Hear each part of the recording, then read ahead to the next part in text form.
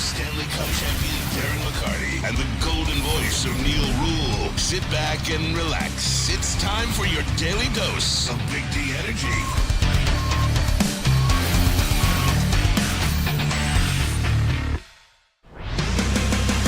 What is up? Glad you could join us here. Woodward Sports. We're coming off the bench. He's Lindsey Hunter. I'm Sean Baligian. Lindsey, what's up, man? What's up, man? Another mundane Monday. Yeah. You know what? I was worried coming down here. This is Dream Cruise week. Oh, it is. That's right. If it hasn't affected you yet, it will affect you soon. Oh, yeah. It's not bad now. Yeah, to come to think about it, normally. Yeah, it wasn't bad. Wasn't bad getting down here today. Normally it's horrible. It will be. It will be, no doubt. Lions, of course. I'm just glad that, seriously, you can turn on a football game. You can watch. I thought the broadcast crew was awesome, even with the delays from the weather. We'll get to that, I'm sure, at some point in time. But seriously, I thought Jason and Devin nailed it. I love Devin. I really do. Great guy. Devin Gardner, just a great guy. It was fantastic for a few days, though, I'm going to turn on some football and just watch football. It really was, Lindsey. Not trying not to put too much into it, but just watching some football. Right. You know, when the season starts, when it's preseason, of course, we've been going through sports for so long. We know what preseasons are, and we take it for what it's worth, and we watch it. But we love the fact that it's getting started. Yeah. We've been without sports for a while, and it's like a drought. So when you see football starting, it's an excitement that builds up, I think, with everybody. I love we're only 12 days away, not that I'm counting. I love college football week 0. And I don't care. You can say, well, they have crappy games. That's an argument for a different day. I don't know why college football doesn't do, you know what, let's have just one big game. They did when we were growing up. Remember, they had the Kickoff Classic. Just put one big game on that Saturday night, make everybody happy. I don't care if it's Jacksonville State taking on Southwest Montana State. You got college football on. Like, honestly, and obviously Notre Dame and Navy from Dublin is going to be. I'm just glad that it's back. You mentioned it, and you're a guy, I'm not sure if you guys knew this, he was a professional athlete. Like, really, he was. What was your take? I know it's different with basketball, but since you brought it up, now I got to ask you point blank, what was your take and the team's take about the exhibition slate? You got to do it. I get it. Although I think the NFL's going to move away from it slowly but surely. Not completely gone, but don't be surprised if it isn't lessened. But what was your take? What were you guys hoping to get out of the exhibition slate? Well, I know when I was older, when I was a veteran, I was just trying not to get hurt. That was let's get through preseason uninjured and healthy, and let the young guys, because there were guys who were trying to make the team, of course, so we wanted to see the young guys as well as everybody else. We want to see those guys come out and try to make a name for themselves, and basically that's what all preseasons are. Absolutely. You watch, as we watched the Lions play, I was really watching all the other things. I was watching the special teams and see, because there's always a guy on special teams that comes from nowhere and makes an impact and ends up making the team and, has a great season. And I love those stories. So I always, even when I played, we knew what preseason was about. It was about staying healthy, preparing for the real deal. And the young guys were the ones out there killing each other. Yeah. Lindsey, for me, and I'm going to be intrigued if this was the same dynamic in the NBA side. For me, what I get more out of is going out to camp. Like, seriously. Right. And watching how they're going to utilize stuff. Look, they're not going to show stuff during these games. They just aren't. There's no secret weapon that's going to be unveiled. Aha! Here we go. Lindsey Hunter upon the world. There's no secret weapon. There's nothing that's going to be revealed in that regard. But for me, watching some of those camp battles and watching how they're going to utilize some guys, and we'll get into that in just a minute, that's the stuff. Did you feel that was the same way, with watching this guy grind and practice and, that guy's a dog. He might have a spot on the team. Was that the same dynamic in the NBA? Yeah, absolutely. I remember when I was coaching out in Phoenix, and we had a bunch of new guys guys that were borderline, guys that may make it, may not make it. And I remember there was P.J. Tucker. He had gotten drafted by Toronto, but he was cut and he was overseas for a while, and then he came back. And watching him fight for a position during training camp was everything, because this was a guy that he didn't care about scoring, he didn't care about doing anything but the dirty work. And for a lot of teams, he's been that type of asset since he got back in the league. And me watching him begin that journey and having some input in his career, telling him, hey, dude, you need to go study guys like Bruce Bowen. You need to go watch the older pros that were specialists, that you may be able to find a niche and you can make as much money as you want to. And he did it. And I love those type of stories. Yeah. I love that's what camp is about. Yep. Watching the guys just honestly just grind it out and earn their way on the spot. Because dirty little secret, okay? And I think this is especially true in the NBA. Don't tell anybody, okay? Promise this is going to be our secret. These guys pretty much know who's going to make the team. Oh, definitely. They do. Like right now, today, like these guys pretty much know. Now that doesn't mean that there can't be a boy like the guy that, like the situation that you described. There can't be a guy that says, you know what, this flannel guy, all he's done is work. I keep waiting to, cut him, but he hasn't given me any reason to cut him. Right. Maybe a guy makes a slot like that or earns a practice squad. Man, let me tell you, these heavyweights, the both of them, heard 5 to 7. Maybe we were planning to cut them. We were planning to cut. You know what? At the very least, why don't we sign these guys to practice squad or something? Right, so right. that doesn't mean that like the whole thing is set. Right. But Lindsey, the dirty little secret, these guys know who they want. Absolutely. They know what their team's going to look like, Right. man. And there's always guys that, are borderline, that maybe one of the personnel guys was like, hey, I want us to take a serious look at this guy. Yeah. Let's give him a serious opportunity to show us that he belongs. And those things happen. But like you said, man, it's a lot of it is set in stone already. But it is fun to watch guys compete for jobs, man. I've always been intrigued by that. And then you also get to really understand how good some of these guys are. When you don't see the starters out there, Yeah. you realize how good some of these quarterbacks and some of these skill guys really are. Yeah. Because you see some guys that they're pros, but they're not elite pros. And you can tell the difference. And everybody always, talks about the quarterbacks. Oh, man, the quarterback sucks. Like, no, he's not great, but he's still a pro. Sudfeld sucks. You know what? I was getting to that. You beat me to it. To the people out there, I'm not being funny. Sometimes things happen. Like there were actually people like last week that didn't understand the Teddy Bridgewater signing. Yeah. There were real living, breathing organisms that, man, I don't get that. If you don't get that now, man, I don't know what to tell you. Like honestly, that I thought it was a smart, shrewd signing, and y'all saw it Friday night for yourselves. You saw it Friday. He isn't good. I'm sorry. And I promise myself, and we're going to get into this a little bit, I try not to put too much into these games because I think over the years people have put an overemphasis. I was telling the guys, Lindsey, before the show started, back when I was doing the Sports Radio Daily, I was working with Tom Kowalski, and people were killing us before the 2008 season because I think Killer said 4-12 and I said 3-13. Ooh. And then the Lions kept winning in the exhibition season. What do you guys have to say now? And I'm literally going like this. Oh gosh. Is this and the funniest thing is the two 0-16 teams both went 4-0 in the exhibition. I mean, that's another something that they have in common.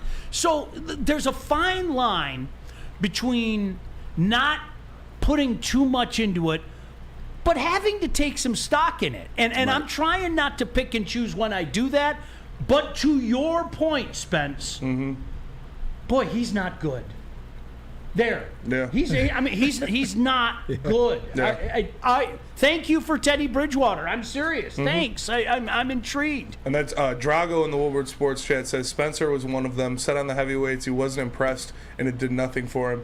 And I'm staying by it. I mean, I understand why they did it, and it's not like I don't think Teddy Bridgewater is better than Nate Sudfeld, but I'm not. Everybody was like, oh, this means they're in there. This means they're going to win the Super Bowl. This means that, like, I'm not getting juiced up over a guy who, best case scenario, doesn't see the field for the Yes. Lions. Like, it was a good signing, and especially at the $2.5 million or whatever they got for him, but I'm not, screaming to the heavens that, now we're going to win everything because it's This is it. But he's obviously better than Sudfeld. Like, obviously. There were some things, and I want to talk about this. Obviously, your reactions from the game, we'll talk to you about that. And, Lindsey, I want to know what you took out of it. Same with Flannel and you as well, Spence. I'm telling you, for me, I got more out of going to practice a couple days a week last week. I'm serious. Mm-hmm. And just some of my observations. Okay, guys, I'm gonna raise my hand. I've always promised in this business, I'm a guy, I'll tell you when I missed on something, okay? I don't know if this categorizes as a miss, but I was a little mystified, not pissed, but a little mystified when the Lions picked Gibbs until I saw him at camp. Yes. And when I saw him at camp, I'm not mystified anymore. Exactly. Like Lindsey, Spence, I don't know if you saw it. I know you were out there last week.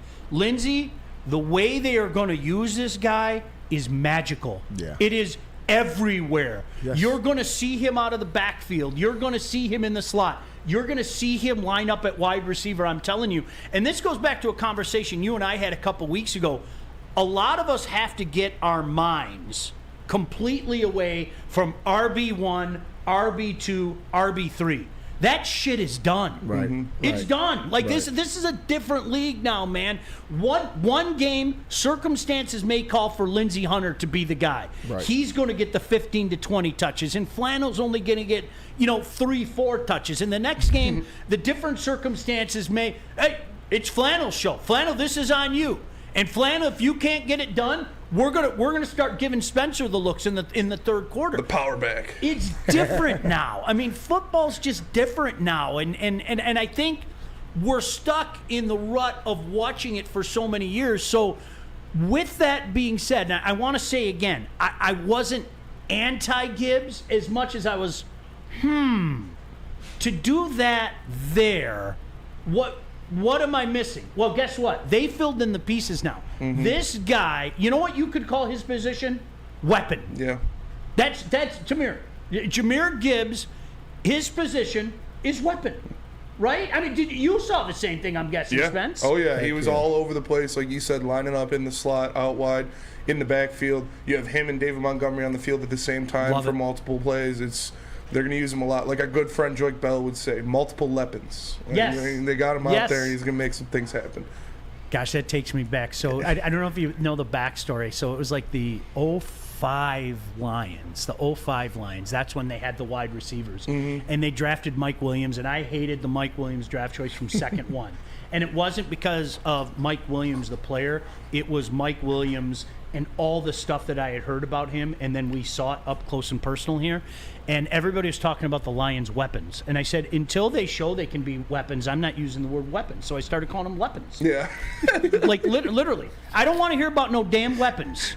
They are weapons until they graduate to be weapons. And they never did. They never. God bless Charles, but it's just, we all know the Charles story. Yeah. Roy was all right. He was all right. He wasn't as good as I think he thought he was. And Mike was lazy and ate Pringles. Yeah. All right, we gotta come. Wide receivers eating Pringles. I don't. No, it's not a good thing. Yeah. All right, we'll come back, get the boys' reaction about Week 1. Lions win. I'm never going to complain about the Lions winning, but we'll get your thoughts as well. It is Big D Energy. Yes, Lindsey Hunter, sir. Sean Baligian, and Flannel. Absolutely. And first, I have to tell you about Swiss Insurance. Planning or sponsoring a golf outing this year? Ask Swiss Insurance about hole-in-one, putting contests, and $1 million shootout coverage. For a very affordable amount, you could give away a huge prize like $10,000 or a new car. Help build your business with big ideas. Check out Swiss today at swissins.com or call Mark at 248-800-4177. Again, that is 248-800-4177. Swiss Insurance. I love Woodward Sports? Love wearing clothes? Then you should be wearing Woodward Sports clothes. Check out our full line of merch at woodwardsports.com. Just click on shop. We have all your favorite designs, like Dan Campbell kneecaps, Woodward golf, and of course, our own logoed out merchandise. Men, women, infants, kids all love Woodward Sports. Impress your friends. Impress your boss. Impress your dog. Buy Woodward Sports merch today. Walk into any Lady Jane's Haircuts for Men for an award-winning haircut experience and automatically enter for your chance to win not one, but 2 vehicles of your choice, courtesy of Les Stanford Buick GMC of Ferndale. That's right, 2 cars, one for you, one for your wife, your girlfriend, or your best bud. Lady Jane's Haircuts for Men, open 7 days a week. Walk in anytime, sign in, sit down, watch your favorite team play, and before you know it, your hair will be game ready. Let one of our talented, award-winning stylists make you look handsome and clean. Lady Jane's Haircuts for Men. It's wicked awesome. We aren't quite sure if they consume more beer or sports. Either way, the heavyweights are here. Live on Woodward Sports, daily 5 to 7 p.m. Mr. Kearney and the Academy of Warren are back with their brand new state-of-the-art dome field house that has regulation basketball court, volleyball courts, and a soccer field that can also be used for 7-on-7 football. They also have K through 8 learning that features AM and PM latchkey, small classroom sizes, learning street, futuristic media center, free breakfast and lunch, Houghton Mifflin curriculum, academic games, and of course K through 8 athletics. Ermanni and Edwards will be broadcasting from their carnival on August 24th, so you can come up, meet the staff, and explore your child's new school. They are now accepting new enrollment. Just make sure you go to academyofwarren.net to see what they got and get yourself signed up. All right, sorry, I'm just looking at the screen over me right now, guys. Like the mere fact Damar Hamlin is on the field and made a tackle is unbelievable. It's amazing. Yeah. Cardiac arrest. Yeah. Like cardiac arrest. Man, and that, that's kind of like me being an athlete, understanding how, like, athletes are wired. Like, guys are so, just in love with the sport that they play. That's life and death for a lot of us. That's just how we feel. Like, if we can't do that, then, hey, I can't do anything. Like, because we all witnessed that. That was the scariest thing I've probably seen, live on television. We've seen the Joe Theismann situation. We've seen, guys get injured.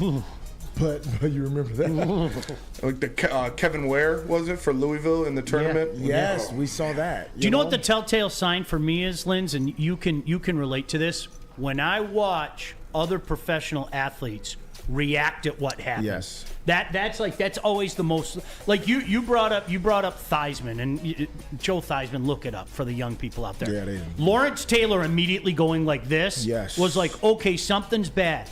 Those guys and the way they were standing around DeMar, that was like, oh gosh, oh no, what is that? Yeah, that's what scared me the most, man. Yeah, it was really scary. But I'm glad he's okay, and I'm glad he's back, and for him to be out there, period, like, not just making a tackle, just to be out in uniform is crazy to me. But I understand the passion, and I understand, like, I've played through things that I probably shouldn't have played through, and paying for it now. You guys are built different. You honestly, you people, and yes, I dropped a you people, but you people, professional athletes, and some of the stuff that I know you guys go through, and let's be honest, y'all want to hide it, in like you don't want the media to know and stuff like that. It's insane. It is. I've played with guys and played myself through things that we didn't want anybody to know, and you just tell the trainer, look, what can I do to get through? If I could just get through, I'll be fine. We'll figure it out after the season. Numerous occasions I've seen things like that happen, and I can only imagine in football what guys had to go through. Somebody said Napoleon McCullum. Oh my gosh. Oh yeah, that was bad. Oh gosh. Yeah, that was I will never forget. I'm showing my age here. Not that my whiteness doesn't show it, but my first year covering the Lions was '95. And Chris Spielman was still playing on the team. And we all love Chris Spielman. Right. And we were in the locker room. I'll never forget this. And the legend Mike O'Hara, we're standing in the locker room, and I didn't even notice it. Spielman's got his shirt off. He's talking to the media and everything. And I shit you not, he had like this ball rolled up like over his back. Like there was just this ball. Like looked like a giant tumor where maybe the alien was gonna come out and and start and like it was funny because I didn't even notice it, right? Mm-hmm. And then like O'Hara goes, Chris, what's that? And Spielman takes his towel and goes, oh, nothing, don't worry about it, and immediately covered it. Yep. Okay, do you? I'm sure a lot of people out there know the story. He ripped his pectoral muscle and it rolled up on him. Oh. He played half the season with his gosh darn pectoral muscle rolled up in a ball on top of his chest, and he played half the season. Oh my Dude, God. You're just built different. Yeah, you're built different. That's just the way it is. Yeah, and we've all heard the stories, the things that Kobe, went through playing. Like the guy was just mentally on another level, and for a lot of us, for a lot of athletes, that's just like you play. You live to play. You work your whole life to play this game, and sometimes you look at certain things and go, man, that's never going to stop you from playing. Detrimental to ourselves, but that's just the way it is sometimes. And, I understand it. That's why people always say, man, why would he do that? Why would he risk his career?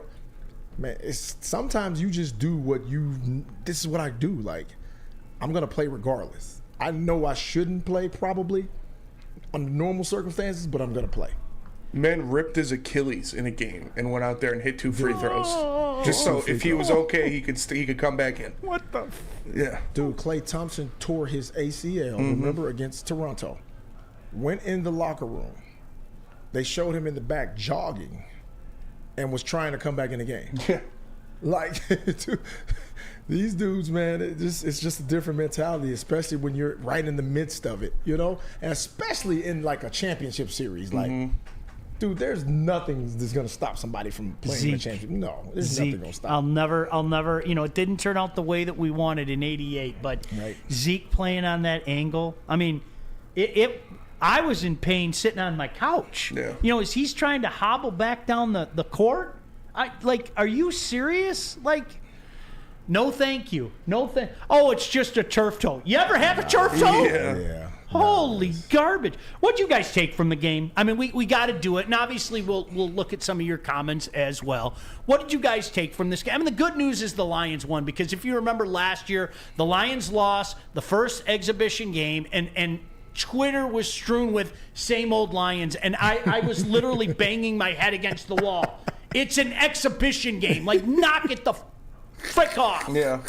But here we are. It's better when they win because, the sky isn't falling for Chicken Little. Let's start with you, Lindsey. What's your takeaway from that?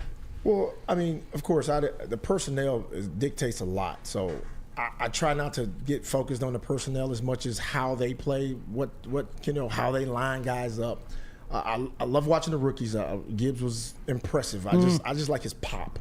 He has that pop when he runs, man, that like this dude has juice, So I like watching that. I always love watching special teams, especially in the preseason, because some of those guys are going to be there, But I like the Lions' depth. That they show that they will have depth, and that's one of the most important things when you are going through a season is to have depth, and they have it. Before I get to you guys, do you know when I talk to the old school, like the Mike O'Haras of the world, and I talked to Lomas Brown. By the way, congratulations to my buddy going into the Pride. I've known Lomas for many years. Lindsey, I'm sure you can speak to this.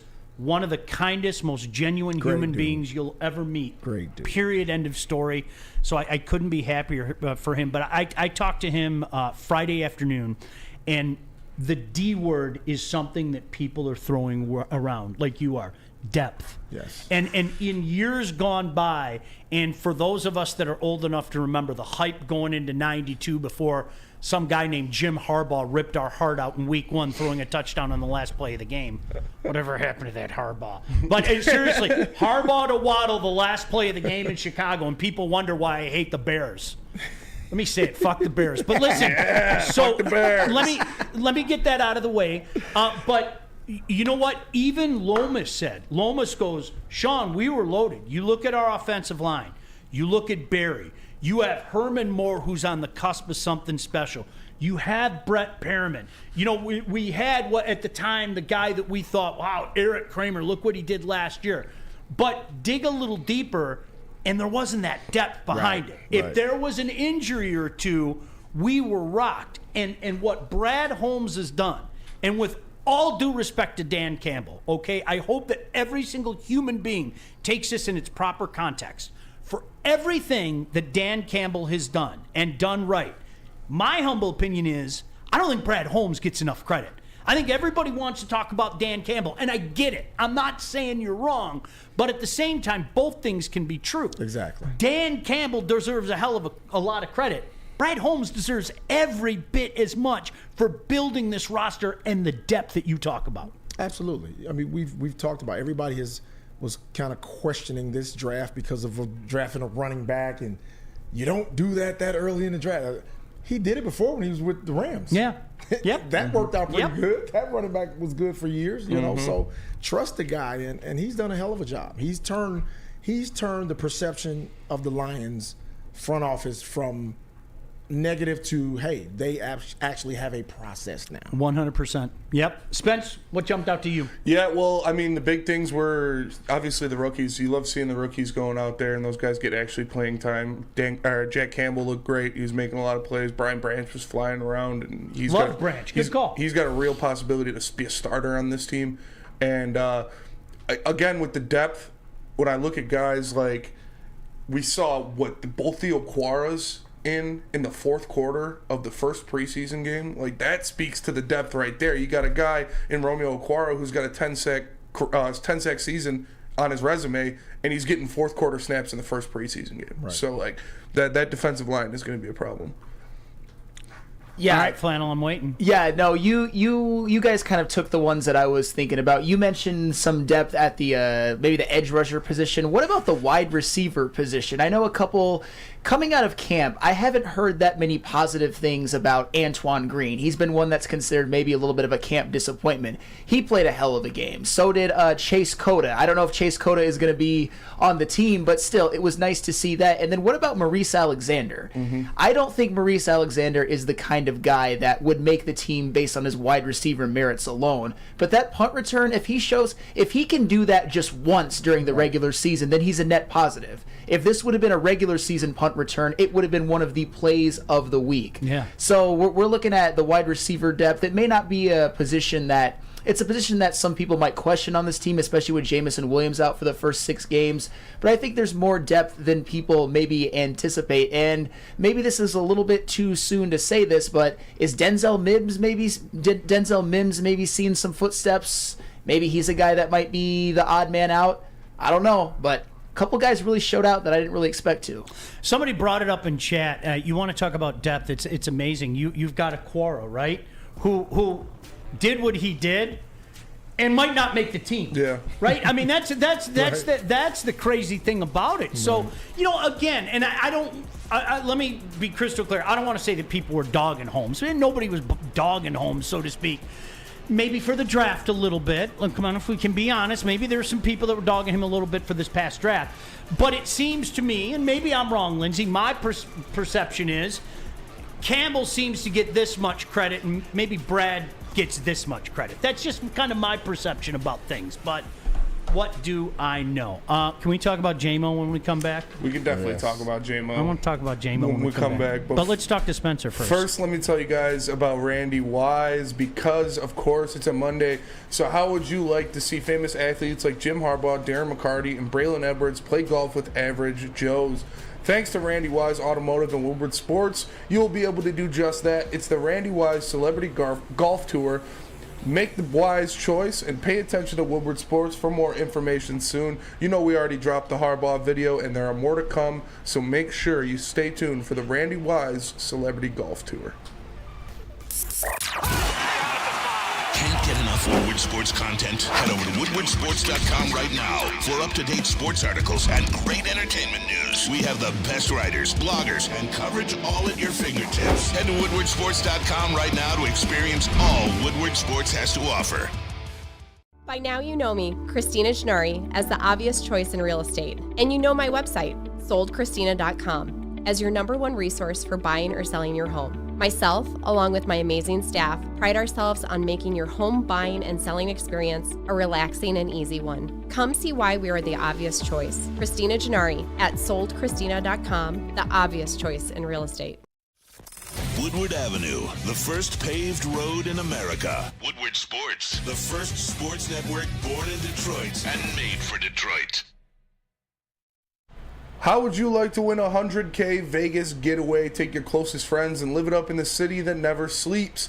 It's the Cintron Energy. Drink it and live it. Purchase a 24-pack today and enter to win the $100K Vegas getaway at drinkcintron.com/Vegas and buy Cintron at your local Meijer store. Cintron, the healthier energy drink with great taste and the choice of people who desire to look good, feel great, and be the best version of themselves. So make sure you go to drinkcintron.com/Vegas to figure out how to sign up for yourself. Somebody said, I forget who it was, I forget the name, but I think he brought up John Dorsey deserves a lot of credit. Absolutely. 100%. I couldn't agree with you. I thought that was brilliant to bring a guy like that in. Okay, I get it. And a lot of people saw some comments during the break about J-Mo is getting too much airtime. Well, I couldn't disagree with you more. And let me tell you why. When you have the 12th pick of the draft in the National Football League, you have to make that work. You have to make that work. Mm-hmm. Do you know why the Lions stunk for many generations? Because far too often they used a pick and the guy was just a guy or didn't turn out to be anything. Or he was a tight end. You have to make those picks work, okay? Now, with that being said, I don't want one human being out there to misconstrue what I just said into, I think this guy's going to be a bust. We have become, Lindsey, in particular in our lifetime, we have become a next society. We are so focused on what's next. Right. And because we're so focused on what's next, a lot of people, in my humble opinion, want to dismiss a guy after a short amount of time. And I think it's moronic. I've always thought it was moronic. You give a guy like that every opportunity to prove that he can be what you drafted him to be. And so the people that want to throw the baby and the bathwater away early on, I adamantly rebuke thee. Like, honestly, you can't do it. I get it. You want to see more. And I get it. It stinks that there's, the suspension looming and everything. But to make the rash decision and use the B word for a guy like that right now is insane. I'm sorry. I don't. It's hard for me to think that anybody seriously thinks that he's a bust. Like, who can think that? Like, if you saw this guy at Alabama when he was healthy, this dude was unstoppable. And if you saw him in training camp, you saw the speed, the agility, the hand. You saw everything. So it's just a matter of him getting the opportunity, being on the field, and just learning and getting better, and he'll be a monster. Then everybody will say, we knew he was going to be great. You know how the story goes. It's just like Steve Nash. When he was at Dallas, he was okay. But like you said, not good enough for us. Let's ship him off to Phoenix. 2-time MVP. I mean, you can't, when you invest in a guy and you draft him that high, you give him every opportunity to succeed. Absolutely. And that's what's going to happen here. And I think he'll be fine. And if he doesn't work, then you move on from it. Right. That's the way it is. I mean, the good thing is he's got a credit line now where, you miss on the 12th. That sucks. That stings. There's no doubt about it. But he's been able to compensate for it in other spots. So you can at least absorb it. You don't ever want to miss on your 12. Period. End of story. That's what bad franchises do. Right. See, the Lions of years gone by. All their issues were certainly with the front office. But to your point, Lindsey, you were here around the time that Herman Moore came in. Yes. So, guys, for 2 years, dirty little secret, everybody knows and loves Herman Moore. Herman Moore was a bust. Yeah. Herman Moore can't catch the ball. Yeah, he was struggling. There's something wrong with Herman Moore's eyes, which actually is the truth. Herman would tell you himself.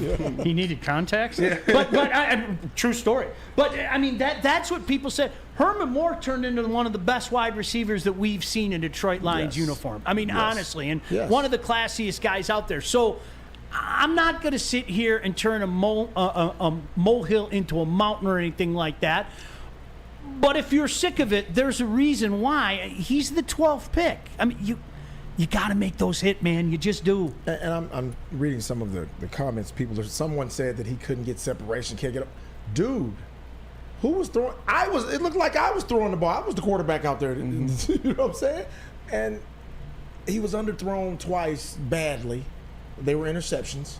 So judge him when he's with the starters. Judge him when Goff is out there and Goff is targeting him, double figure amount of times. And then we'll be able to say, okay, we see what he is, But I'm not worried one bit about that guy. It's funny. Somebody said on our chat, nobody in Lionland feels that way. Man, maybe you're not looking at Twitter. Yeah, for sure. People were killing him on Friday. The B word was being thrown all around. So I'm with you. I feel you. People shouldn't be like that. But I'm reading Twitter and I'm going, don't respond. And I won. I won that internal battle because you guys know as well as I do, nothing good's going to come out of that. If you go, dude, what's wrong with you? Nothing. Then you start getting bombed by people who don't know what the hell they're talking about. You just move on with your day. So, I won that day. But Spence, I know you were out at camp and you and I were talking about this. If there's one thing that I'm intrigued to see, Goff and J-Mo get on the same page. And what I mean by that is this. I think J-Mo is a guy that you have to throw open. That if Spence and I are step by step and the ball's in the air, J-Mo's a guy that's probably going to pick a step on, well, he's going to pick about 30 steps on you and I. Yeah. But he's going to pick a step on, whoever the DB is or the coverage or anything. I want to see more of Goff throwing him open, kind of, helping each other out in that regard. And that takes time. Yeah, absolutely. Sean, that takes time. That's exactly it. I remember watching a young Randy Moss, who was their quarterback, the young quarterback at the time. Culpepper?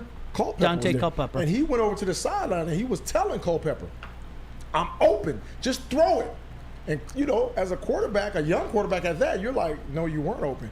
But he knows, no, if you throw it, I'm going to go get it. Just throw it. Just give me a chance. And once they start doing that, Culpepper had unbelievable years with Randy Moss. Yeah. And it was because of Randy Moss. It wasn't like Culpepper was, throwing darts. Now, he had a strong arm, but Randy made up his catch radius and his speed and all that. Man, you got a guy, J-Mo, who's kind of in that, not as tall as Randy. And I mean, nobody was as fast as Randy, but he has that type. He has speed. But those type of guys, the J-Mo type of guys, you can give them. You got to give them opportunities to go up and go get one or run away from the defense or run past the coverage. Lindsey, that is such a fantastic analogy, man. Seriously, that is. I think, but I still remember that game. Spence, you guys were young, but I'm sure you heard of it. So Moss was pissed that he wasn't picked by the Cowboys. Moss was pissed that he wasn't picked by the Cowboys. And like he told everybody ahead of time, I am going to light the Cowboys up. And you know what? What you just described, remember that Thanksgiving Day game? Yes. It was like two kids playing catch in a backyard. Yeah. It was two kids. And you know what? Your little brother's there, right? And my little brother's 5 years younger than me. So my little brother had to cover my friend who's 5 years older than him. And he's running by him like he's not even there. That's what Randy Moss did to the Cowboys all day. It was completely unfair. And I saw Culpepper in college when I was doing Toledo. He played for Central Florida. Dude is built like a linebacker. What people don't realize, he was huge. I mean, you walked down on the field, shook his hand. First of all, he engulfed my hand. Right. Second thing, I mean, he was bigger than some of the linebackers, man. He's about 250 pounds.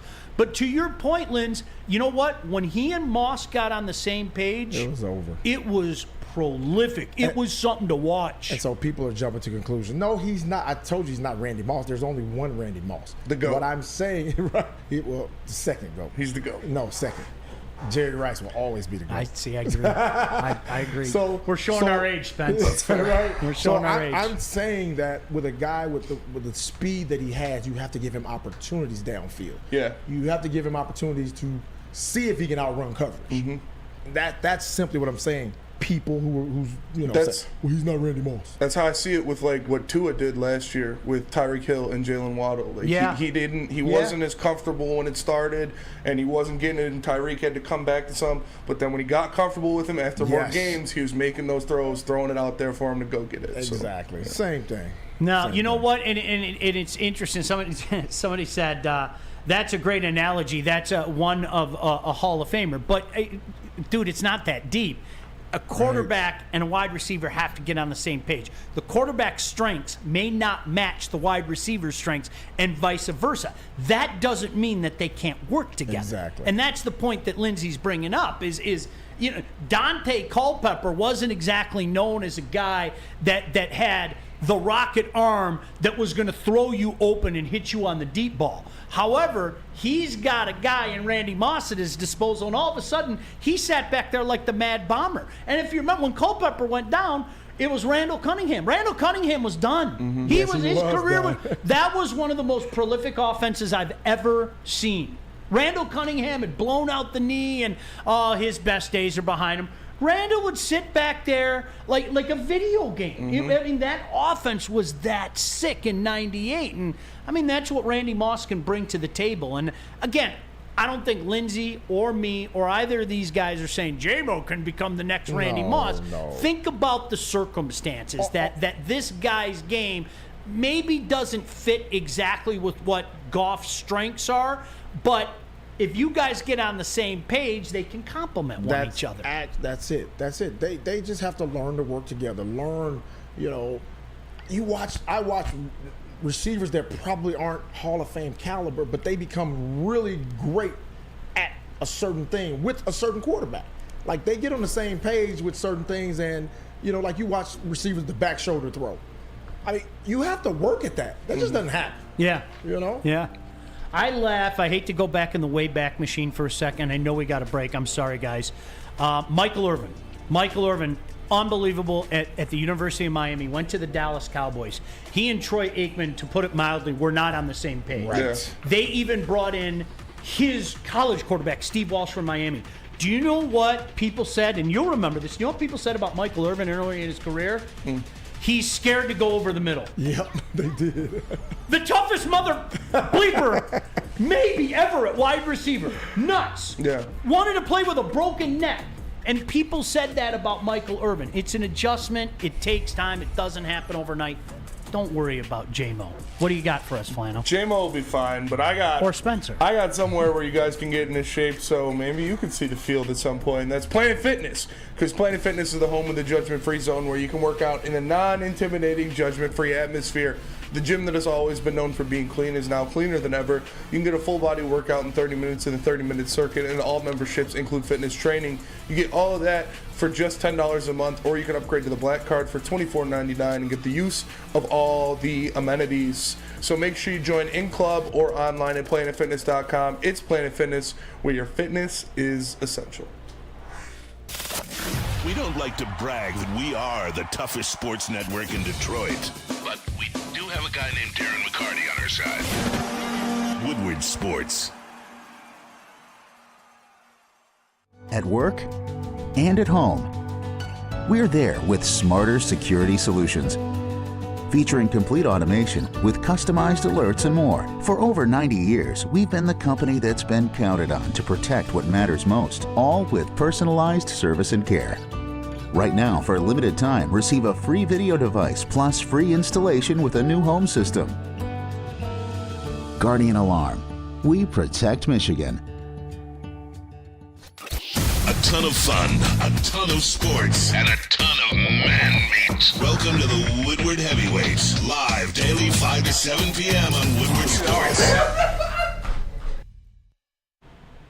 Play some golf How about beating a professional athlete? It's the Woodward Sports Thursday Night Golf League, live at 5 Iron Golf, presented by Mark White and Associates, spanning 12 consecutive weeks, featuring famous courses from around the world, played on state-of-the-art TrackMan simulators in 5 Iron Golf's new 25,000 square foot facility in downtown Detroit. Can you beat Darren McCarty on hole 12 at Augusta National? What about outperforming Braylon Edwards on hole 8 at Pebble Beach? Do you have what it takes? Come join us at 5 Iron Golf for the Woodward Sports Thursday Night Golf League, presented by Mark White and Associates.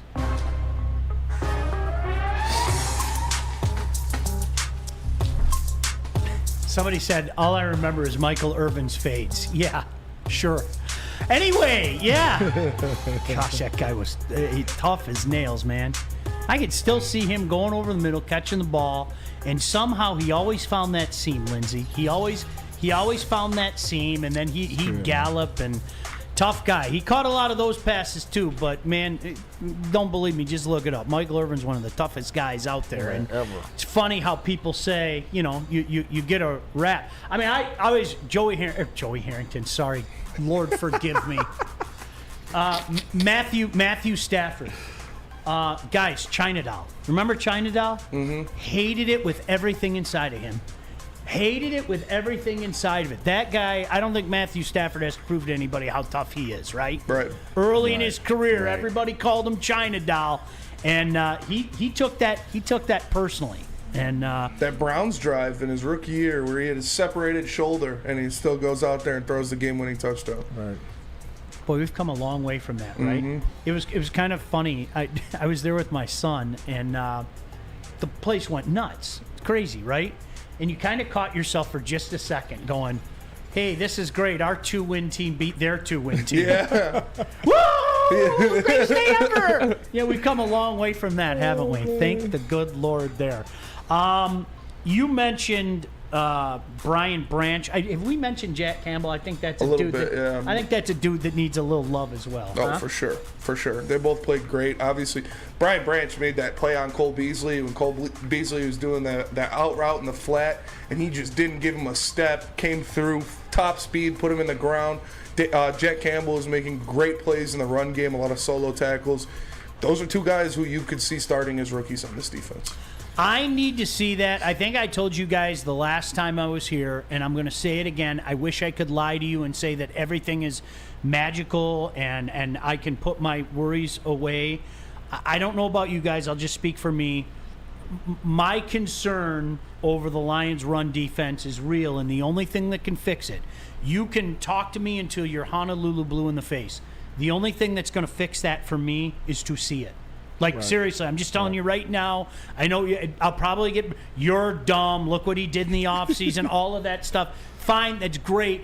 But that memory to me is too fresh in my memory banks. A few times last year, in particular that Carolina game on Christmas Eve afternoon, that's too fresh in my mind.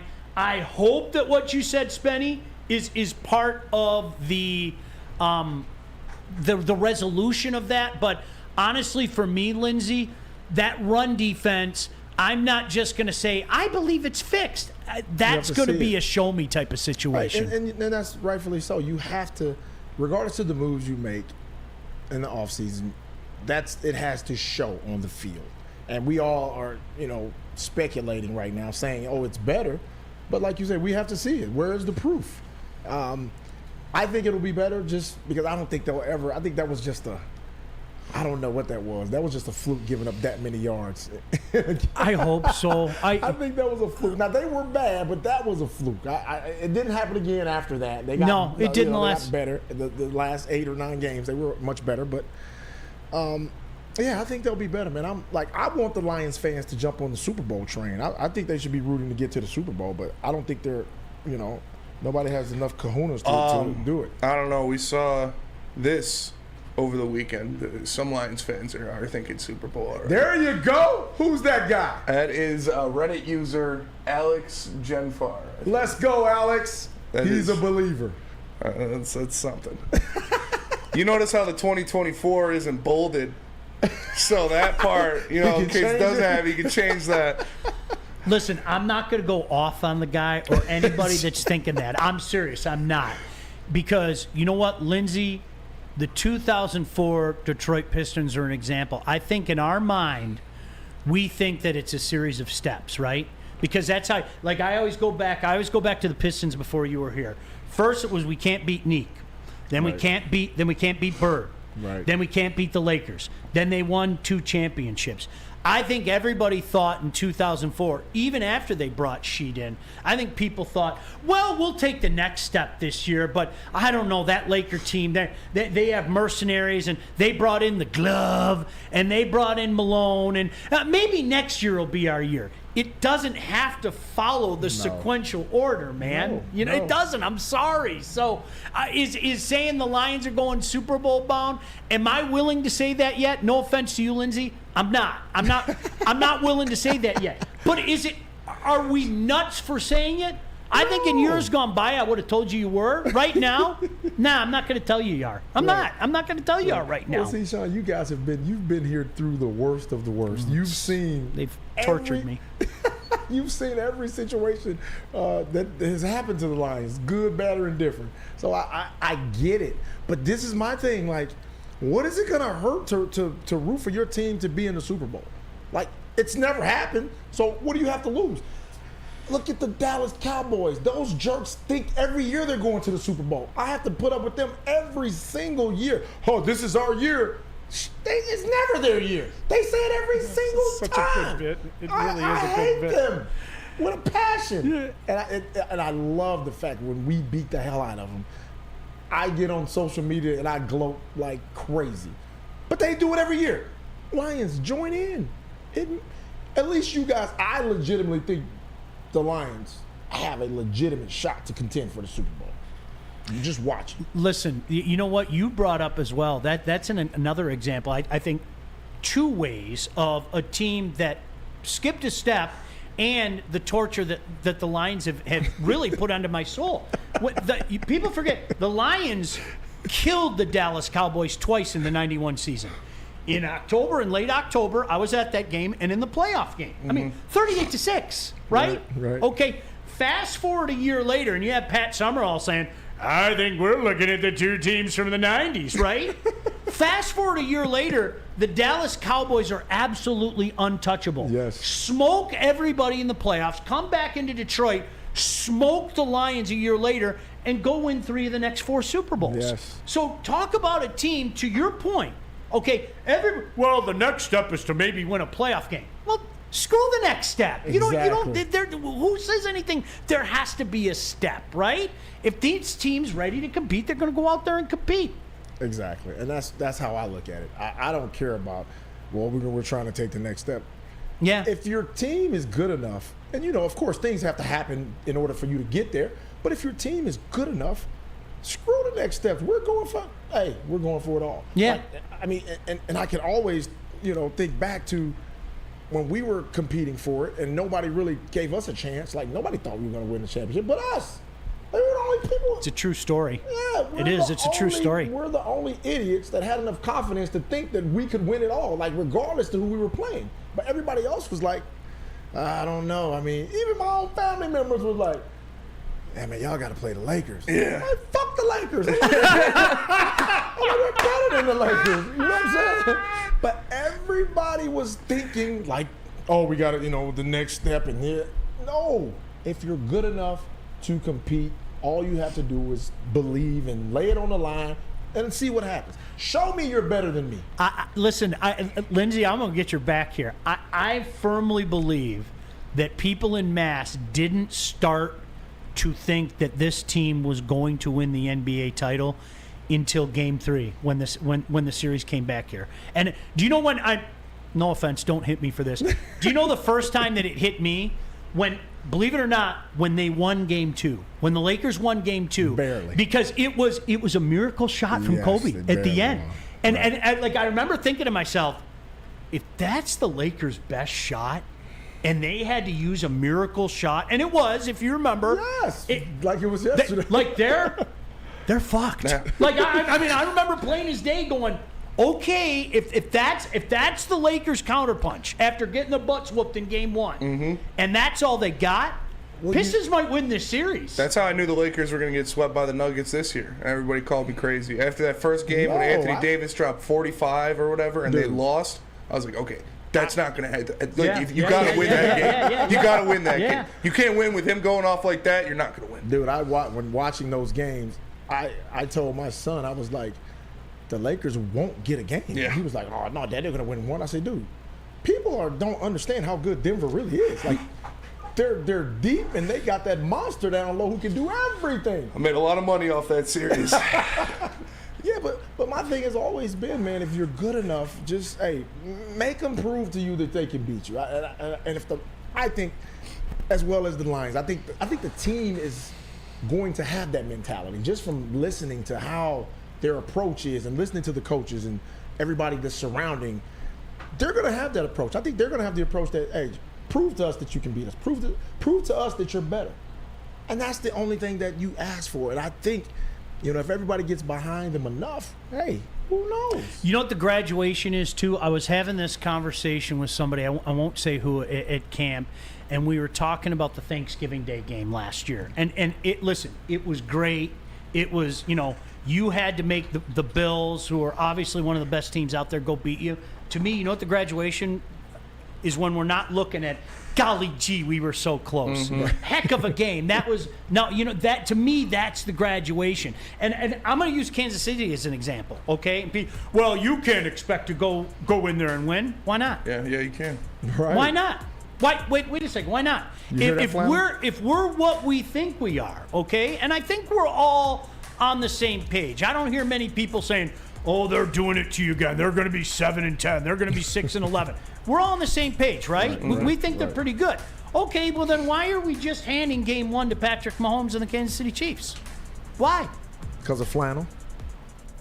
I mean, flannel, is that true? Is it your fault? It's not my fault. I just think that the Lions can have every single thing that they want this year, but still take the L in Week 1 at Kansas City, because everybody loses to Kansas City. It's the rite of passage for a young up-and-coming team. It happens to the best of us. I don't want people to put all their eggs into that basket. I think most people aren't, but sometimes I even get that impression from Neil Rule, because whether you win or lose, there are still 16 more games to play. I'll tell you what, Flannel, all my eggs are in every basket this year. I'm going into every game thinking they can win. Now, are they going to win every game? More than likely, no. Right. But I'm not looking at a team this year and being like, all right, they don't have a chance. So my question, have you ever felt like that before? Never. See, that's my Never. point. No, I'm serious. Never. Even 92, for the older dudes out there, even 92, you were almost waiting for the other shoe to drop, and Jim Harbaugh dropped it right on our noggins in game one.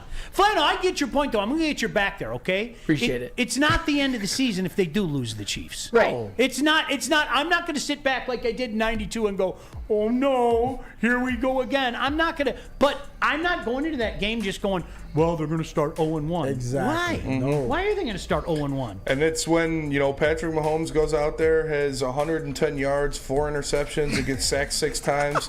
Flannel's going to need somebody to talk to. Oh, come on. Thankfully, we have SMA, or the Sports Marketing Agency, because the Sports Marketing Agency helps spread awareness about mental health and substance abuse. Their new podcast, This is the S Word, helps fight the stigma about seeking help. So if you or someone you know is struggling, head to thesportsma.com and get the help you deserve.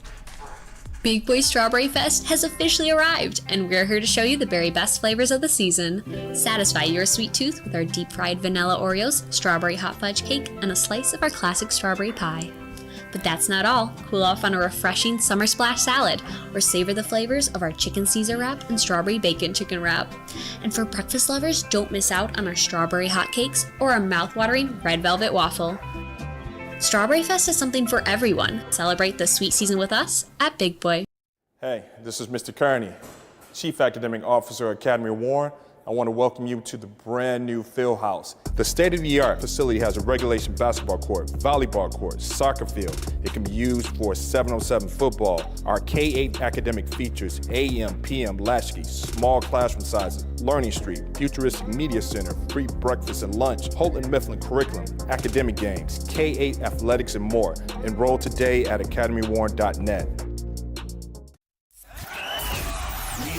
network for Detroit by Detroiters. Welcome to the Woodward Sports Network.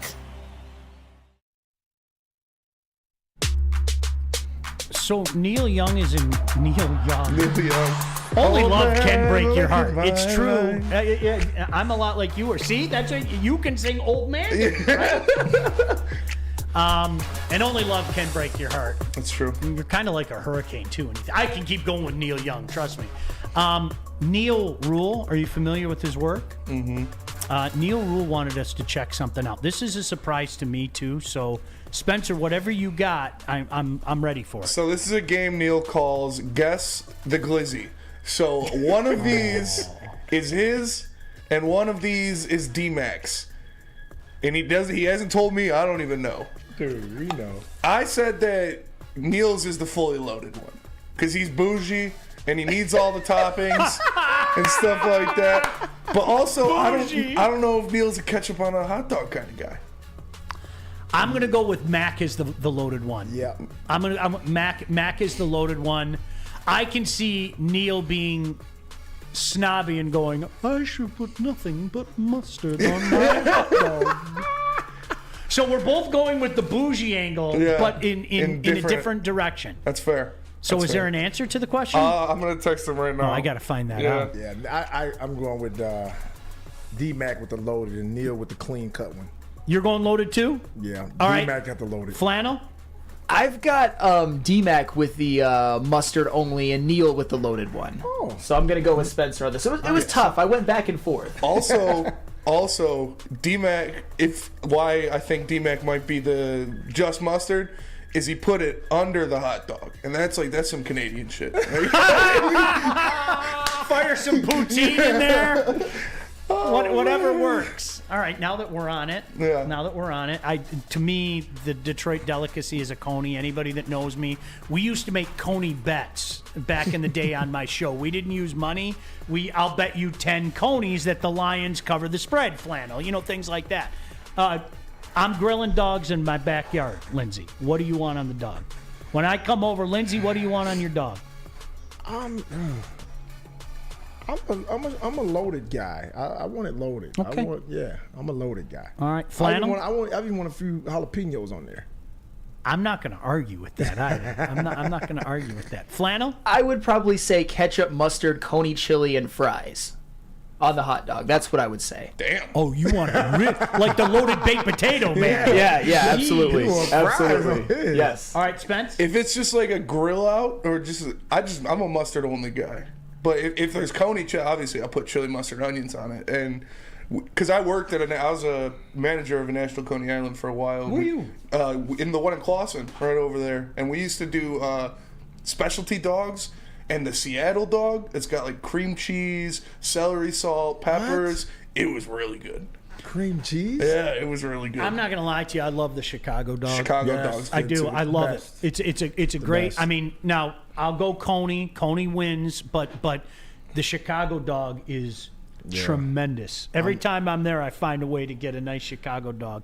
Did we get the answer? Now it's killing No, me. not yet. Come on, They're Rule. probably You can't golfing right now. tease us like that. I had one at Lions training camp last week with mac and cheese and barbecue brisket on it, on the hot dog. Yeah, you told us about that. That was good. That was a good dog. Look at Flannel's frowning up. No, I mean- says the guy that put No, fries.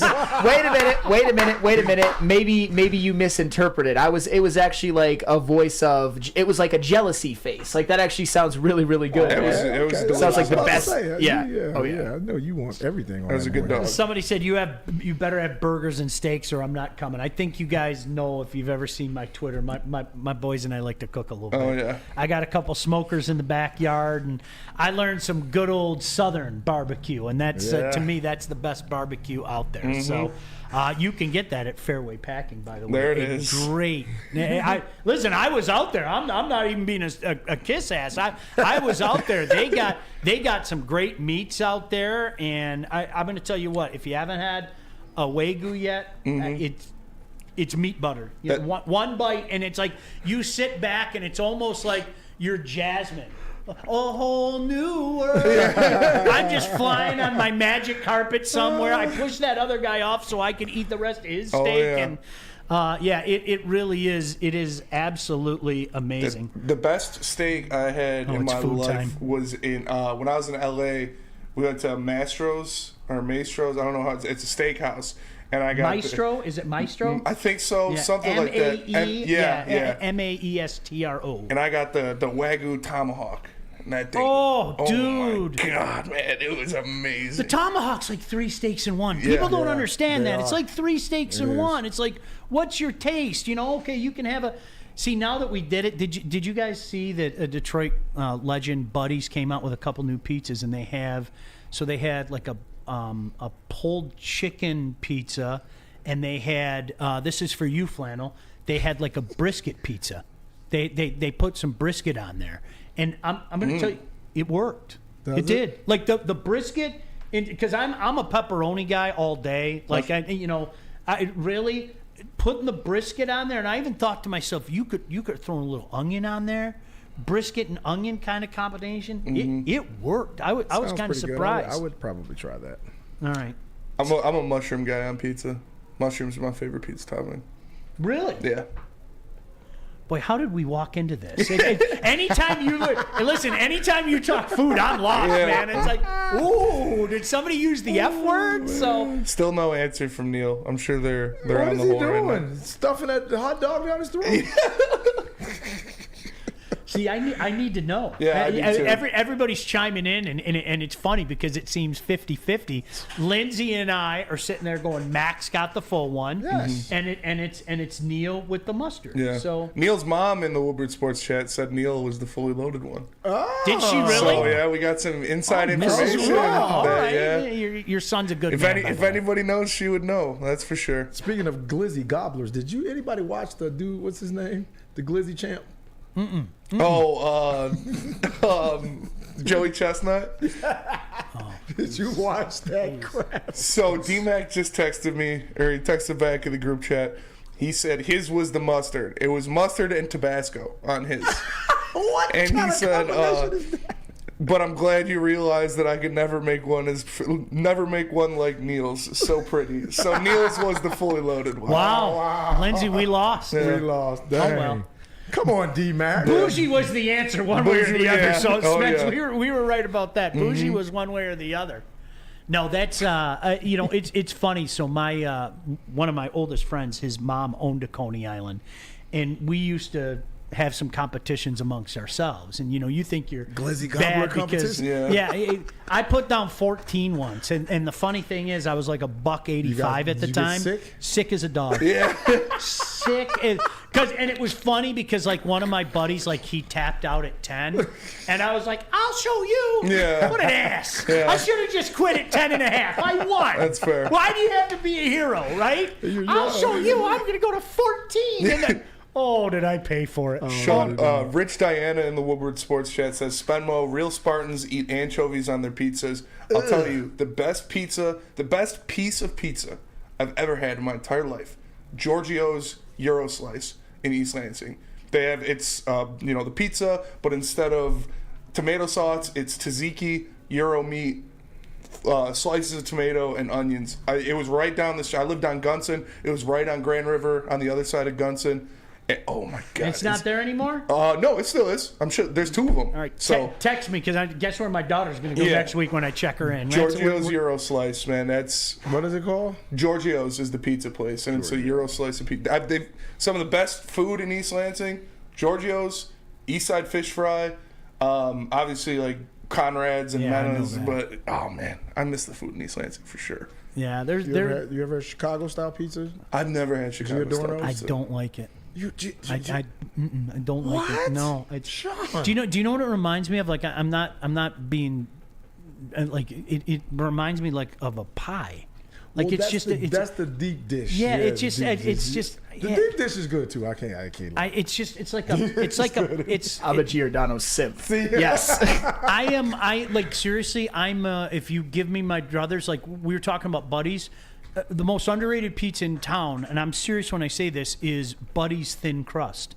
It's phenomenal. It is. If you're a thin crust person, it's because it has that crunchy taste that we all love from Buddy's, but it's like that crust that's like that thin. It's phenomenal. I love it. Absolutely I'm a thick love crust it. guy. I like the See, thick crust. my family is too. They Yeah, all I like like. thick I'm I'm a round guy. I'm a New York Yeah, give me a slice. good New York Yeah. style. Heavy on the toppings, and I'm a. This is great. You have to Next, we're going to talk barbecue chicken, and then I've got my pulled pork recipe coming up at 12:28. So make sure you stay tuned for Y'all that. making me want to go get on the grill if it doesn't rain. No, you know what? It is funny though. We during COVID, Spence, you know this, and we had the smoke show here. My buddies and I, we were bored during COVID, and one of my closest friends lost his dad right at the beginning of COVID, and we were like, all right, we're gonna get you out of the house. We're COVID be damned, we're gonna get you out of the house. We just started making videos and making like food, and like today we're gonna make brisket. Today we're gonna make some wings and stuff. Dude, it blew up. It's like it's always the stupid. It's the stupidest stuff, food, right? though. Yeah, but it is. It's like, how did you make that pulled pork look like that? Well, first I start with some olive oil, and then I put my Dijon mustard on there, and all of a sudden, like I'm sitting there, I'm going, I'm Julia freaking Child. Oh, honey, when I make my brisket. It's it's a lot of fun. What do you like on your pizza? Since we wasted this whole segment on now I have to ask Lindsey and Flannel just to complete this monstrosity. What do you like on your pizza, Lindsey? Well, so I stopped eating pork like 30 years ago. Did you really? Yeah. Damn, dude. I stopped eating pork, and my dad thought something was wrong with me at the time too. But I just stopped eating pork for some reason. So I like ground beef. Like I'll do Underrated topping. It is. It man. is. Ground beef's an I underrated call topping. it the hamburger pizza because I go ground beef, mushrooms, onions, Extra cheese? Extra cheese. That's it. That's it. That's my go-to. All right, And then I like the barbecue chicken pizza too. Barbecue chicken pizza. Oh, it's good. Quality. Flannel? Meat. Yeah. Meat. Doesn't matter. Doesn't matter. See, I'm the opposite. I mean, I do enjoy meat. Bacon would be my meat, but mushrooms, green peppers. I like black olives on a pizza, and obviously any type of meat. But if we do a 4-topping, I do bacon, mushroom, green pepper, black olive. Peaceful Tim, you know what you're talking about. He said in the chat, brisket, you got to do 18 hours minimum. Dude, you know what you're talking about. People don't get it. If you want something special, I'm not joking. I did a 19-pound brisket that took 23 hours. 23 hours to get it to 202 degrees. And I'll tell you what. Fell apart. It was unbelievable. I already know. It was unbelievable. All right, we'll get back on track. I think. We'll go into favorite seafood next. All right, Woodward Sports, Flannel, what you got? I gotta tell you where I got my haircut this past Saturday, actually, and that, of course, is Lady Jane's. This time I saw the lovely April. She did an amazing job with my hair, whether you guys in the chat think so or not. And you can walk into any Lady Jane's for an award-winning haircut experience and automatically enter for your chance to win not one, but 2 vehicles of your choice, courtesy of Les Stanford Buick GMC of Ferndale. That's right, 2 cars, one for you and one for your wife, girlfriend, or best bud. Lady Jane's open 7 days a week. Walk in anytime. It's wicked awesome.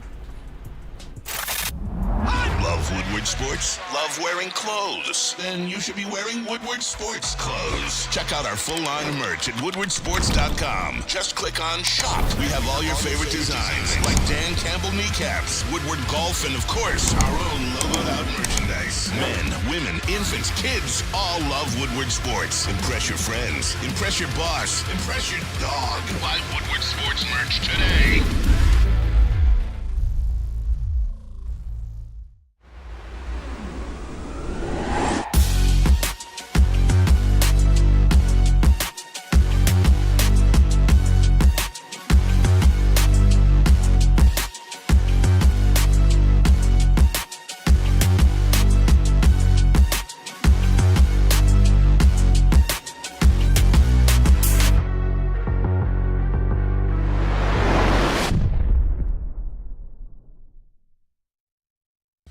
Game is won in the trenches, and our big fellas don't mess around. The Woodward Heavyweights on Woodward Sports.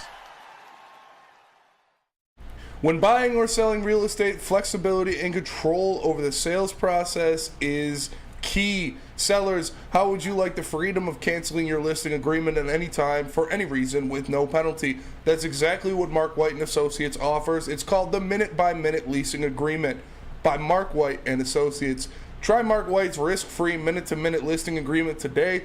Looking to buy or sell some real estate? Visit markwhitesells.com or call 248-290-8242. That's 248-290-8242. markwhitesells.com, where flexibility meets success.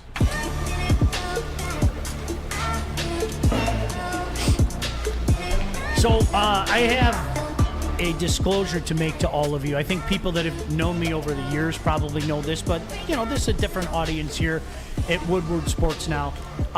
As I have gotten older, and I want to ask each one of you this question, as I have gotten older, at one point in time, the NFL was here and college football was here.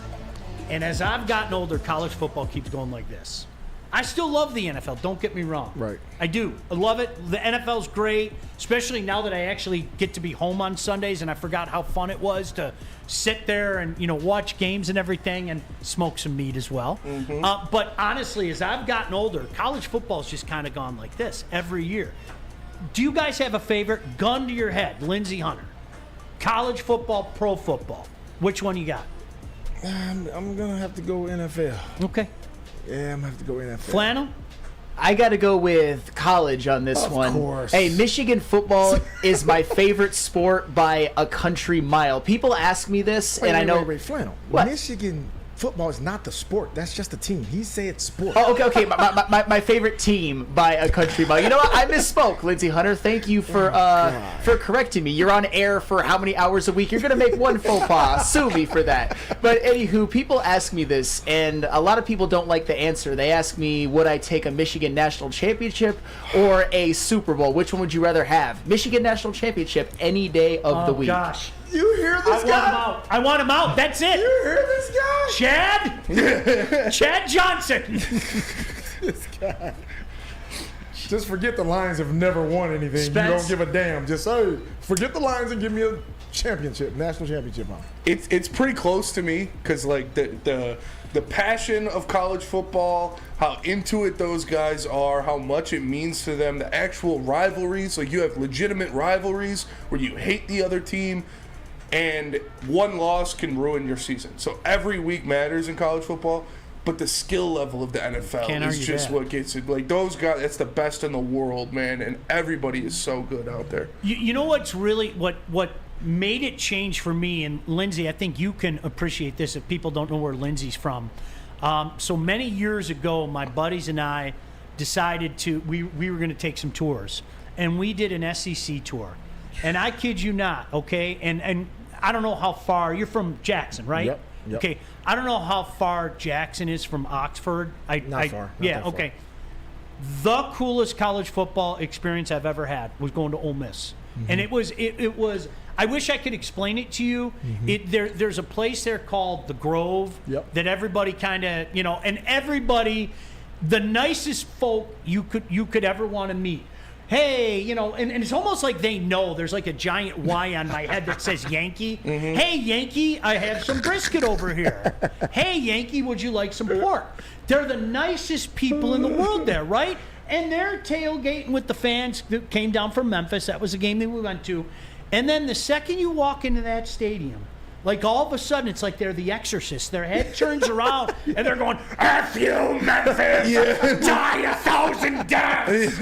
Die forever! And anyway, it was such a cool experience, though. So having the opportunity to go to, unique places like, and everybody talks about Tennessee, everybody talks about the Swamp, everybody talks about LSU. Texas but for me, like going to Starkville and seeing a Mississippi State game, going to Ole Miss and seeing a Rebs game, it's just something you don't get in the NFL. Does that's kind of my mitigating factor. Yeah, well, college football, because, and I always say because people can identify with those guys more so than NFL guys. So you have a more like close-knit relationship. You almost feel like you have a relationship with college football players more so than the NFL, you know, and I think that's why the fans are so passionate. That's why, stadiums fill up every weekend to go to college football games. It is a different feel. I agree with that 100%. Like going to MSU, like these guys on the field, like these are, we're the same. Like Jalen Watts Jackson sat behind me in my coaching basketball class. Like these guys are they're just one of us, and now we're all a part of it, and that it is a different type of passion. Yeah. It's interesting. The one place in the NFL, and I'm not just saying this for your benefit, Flannel. The one place I really want to go, and one of my Bill Keenest, of course, the former Lions VP. I do some stuff with Bill. Kansas City. Kansas City to me is the most like a college atmosphere. Mm-hmm. They've got the signs all over the stadium, like a college game and stuff like that. And I hear that it is just one big barbecue out there. I mean, barbecue's so big in Kansas City anyway, but I know his beloved Chiefs, Flannel over there, his beloved Chiefs. I wished, when I saw the schedule this year released, I was kind of pissed off that it was Thursday night, to be honest with you, because I wanted to go. And there's no way in hell I'm going to go on a Thursday night. But if it was a Sunday, I may have made a weekend on it. You know what I mean? That Thursday night might give the Lions a better chance of winning. That's fair. I'm not going to argue with that. That is fair. No, listen, I'm not going to argue with that. Thursday night games. Be careful about them Thursday night games. And I want the Lions to win, despite what everybody thinks. Yes, I do. No, you don't. Oh. You don't. You just you said don't. An hour ago it's okay. that We the accept Lions it. are going to take an L. You said it. It's my prediction. You can want something to happen, but predict something else. I just think people who think the Lions have a good shot at winning forget how great the Kansas City Chiefs are and have been. The preeminent dynasty of the last half a decade, and it's not close. How many Super Bowls do they have? They have 2 in the last 5 years. They're not a dynasty. Oh, but they've also been to 3. They've won 5. They're not a dynasty. Okay, let's kill the dynasty word. They're not a dynasty. I love this guy. I love him. we have changed. We just throw dynasty out there. They're a dynasty. We have changed the definition of dynasty so much in the past few years. Guys like Flannel. It is. That is not a dynasty. Thank you. They are the best. Right. They are the measuring stick. Right. That is not a dynasty. I mean, it depends on what you measure it on. I mean, they're not a dynasty. They've been to 5 consecutive AFC Championship games. 2 Super Bowls and 5. What if they win another one? Is that a dynasty, or do you have to four-peat, or it's a dynasty? Do you know what I think? This is my definition. 3. Yeah. Talk to me at 3. Yep. Talk to me at 3. I agree. And even, you know what? We'll go back to the Cowboys of the early 90s. They're close because they won 3 out of 4 Super Bowls and went to the NFC Championship that other year. They're close, but I can't like Georgia. If Georgia does what nobody else has done in college football, and wins 3 straight, you throw your cap up in the air and you go, they're the measuring stick. Guess what? They even go over what Saban's done, man. They really do. I mean, you're talking 3 in a row. Right. That's something that's never been done. So Dan Wood said, was the Bills a dynasty? How many Super Bowls they go to? 4. They went to 4. And lost 4 in a row. Were they a dynasty? Absolutely They not. were an AFC dynasty. Stop counting losses then. You saying we went to the championship? No, they lost. The Bills didn't win any. I can say they lost. I can say they were an AFC dynasty, but what does that mean? It doesn't mean anything. The Bills didn't win a single Super Bowl. They lost 4 in a row. Kansas City's won 2. Oh, it's the exact same thing, right? It's the exact same thing. No, but you were counting how many times they went. Okay. Who gives a damn? They lost. All right, but they won 2 out of the last 5. 40% of the last 5 Super Bowls are sitting. Okay, fine. Don't give a damn Lindsey if set they've a been big bear trap, and Flannel put that big bear paw right in the middle of that trap. Snap! Right on Flannel's leg. Lindsey, listen, and you can call us the old guys, whatever you want. Whatever. 70 birth year, all day.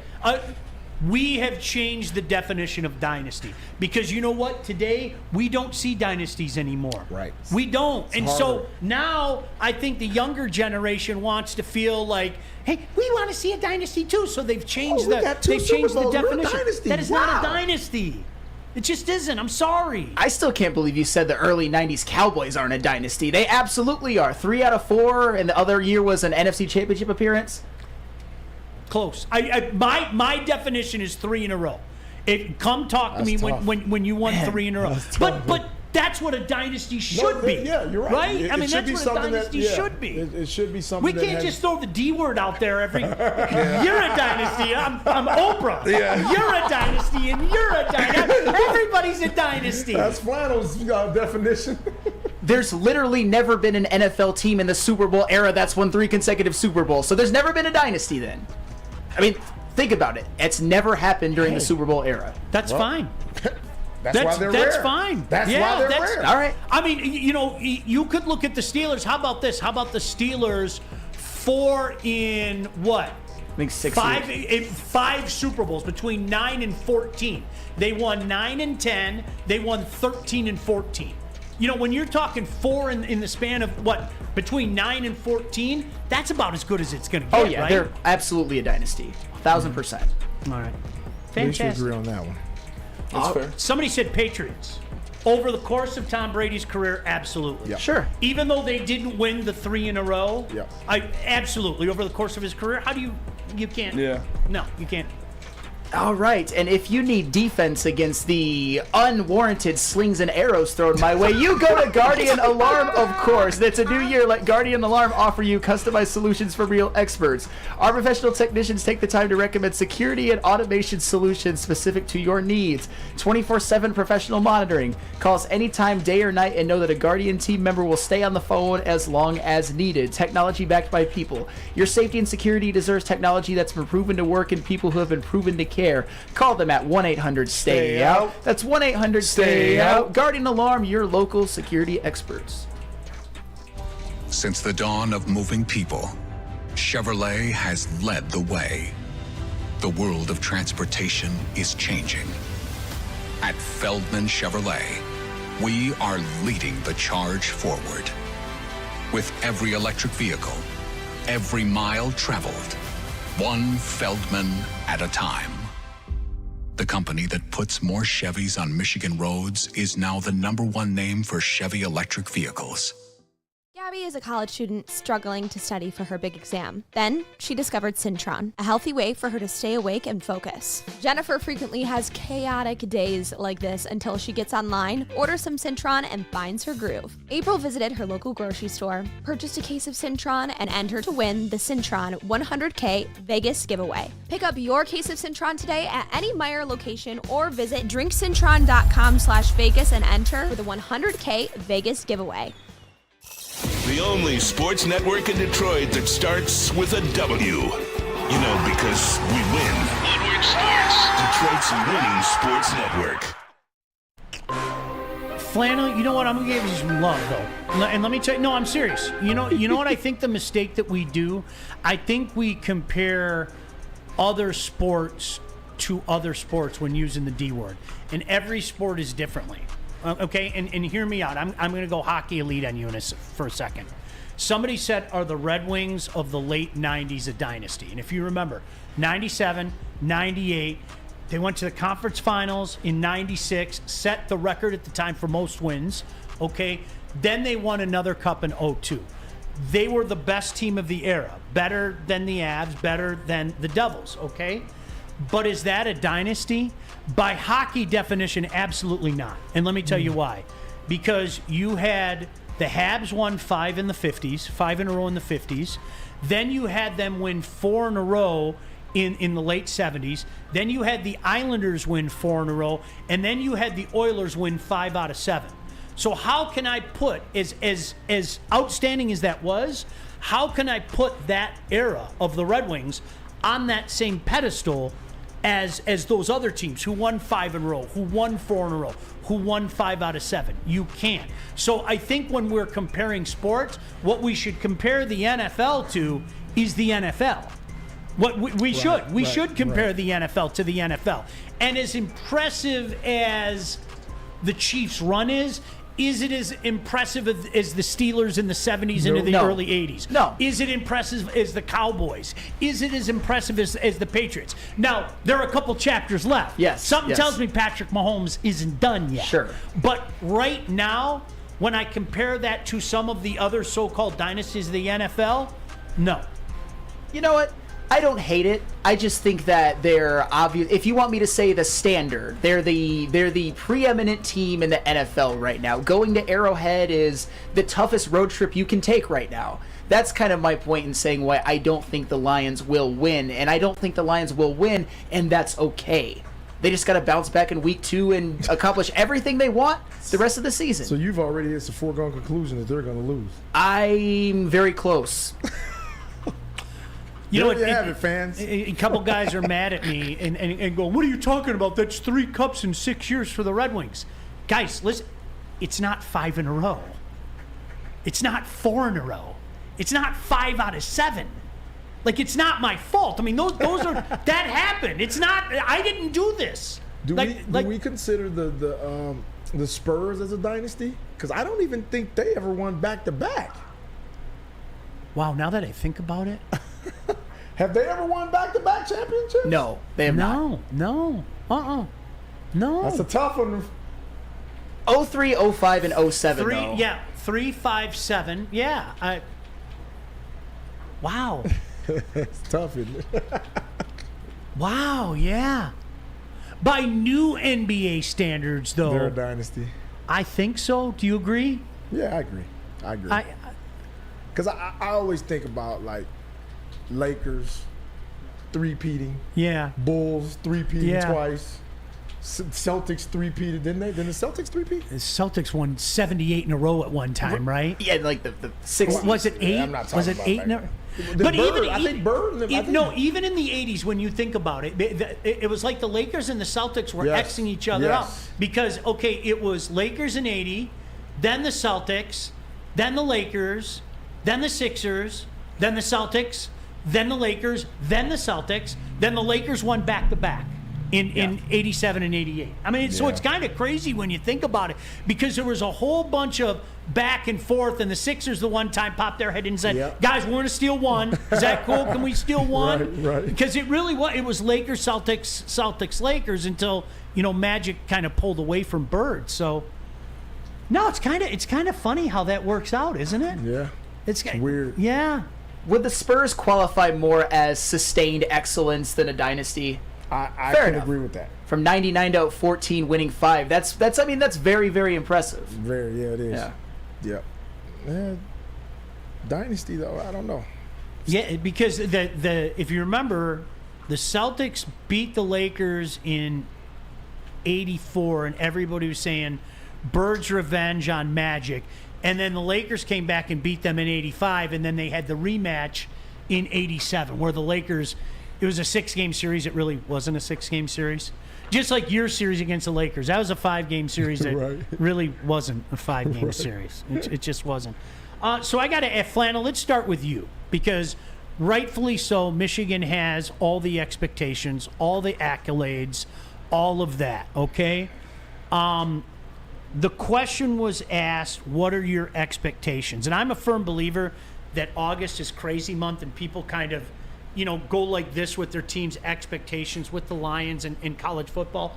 Michigan's expectations were sky high as it is. As a Michigan football fan first, as you said, what are your legitimate expectations heading into this season? National championship.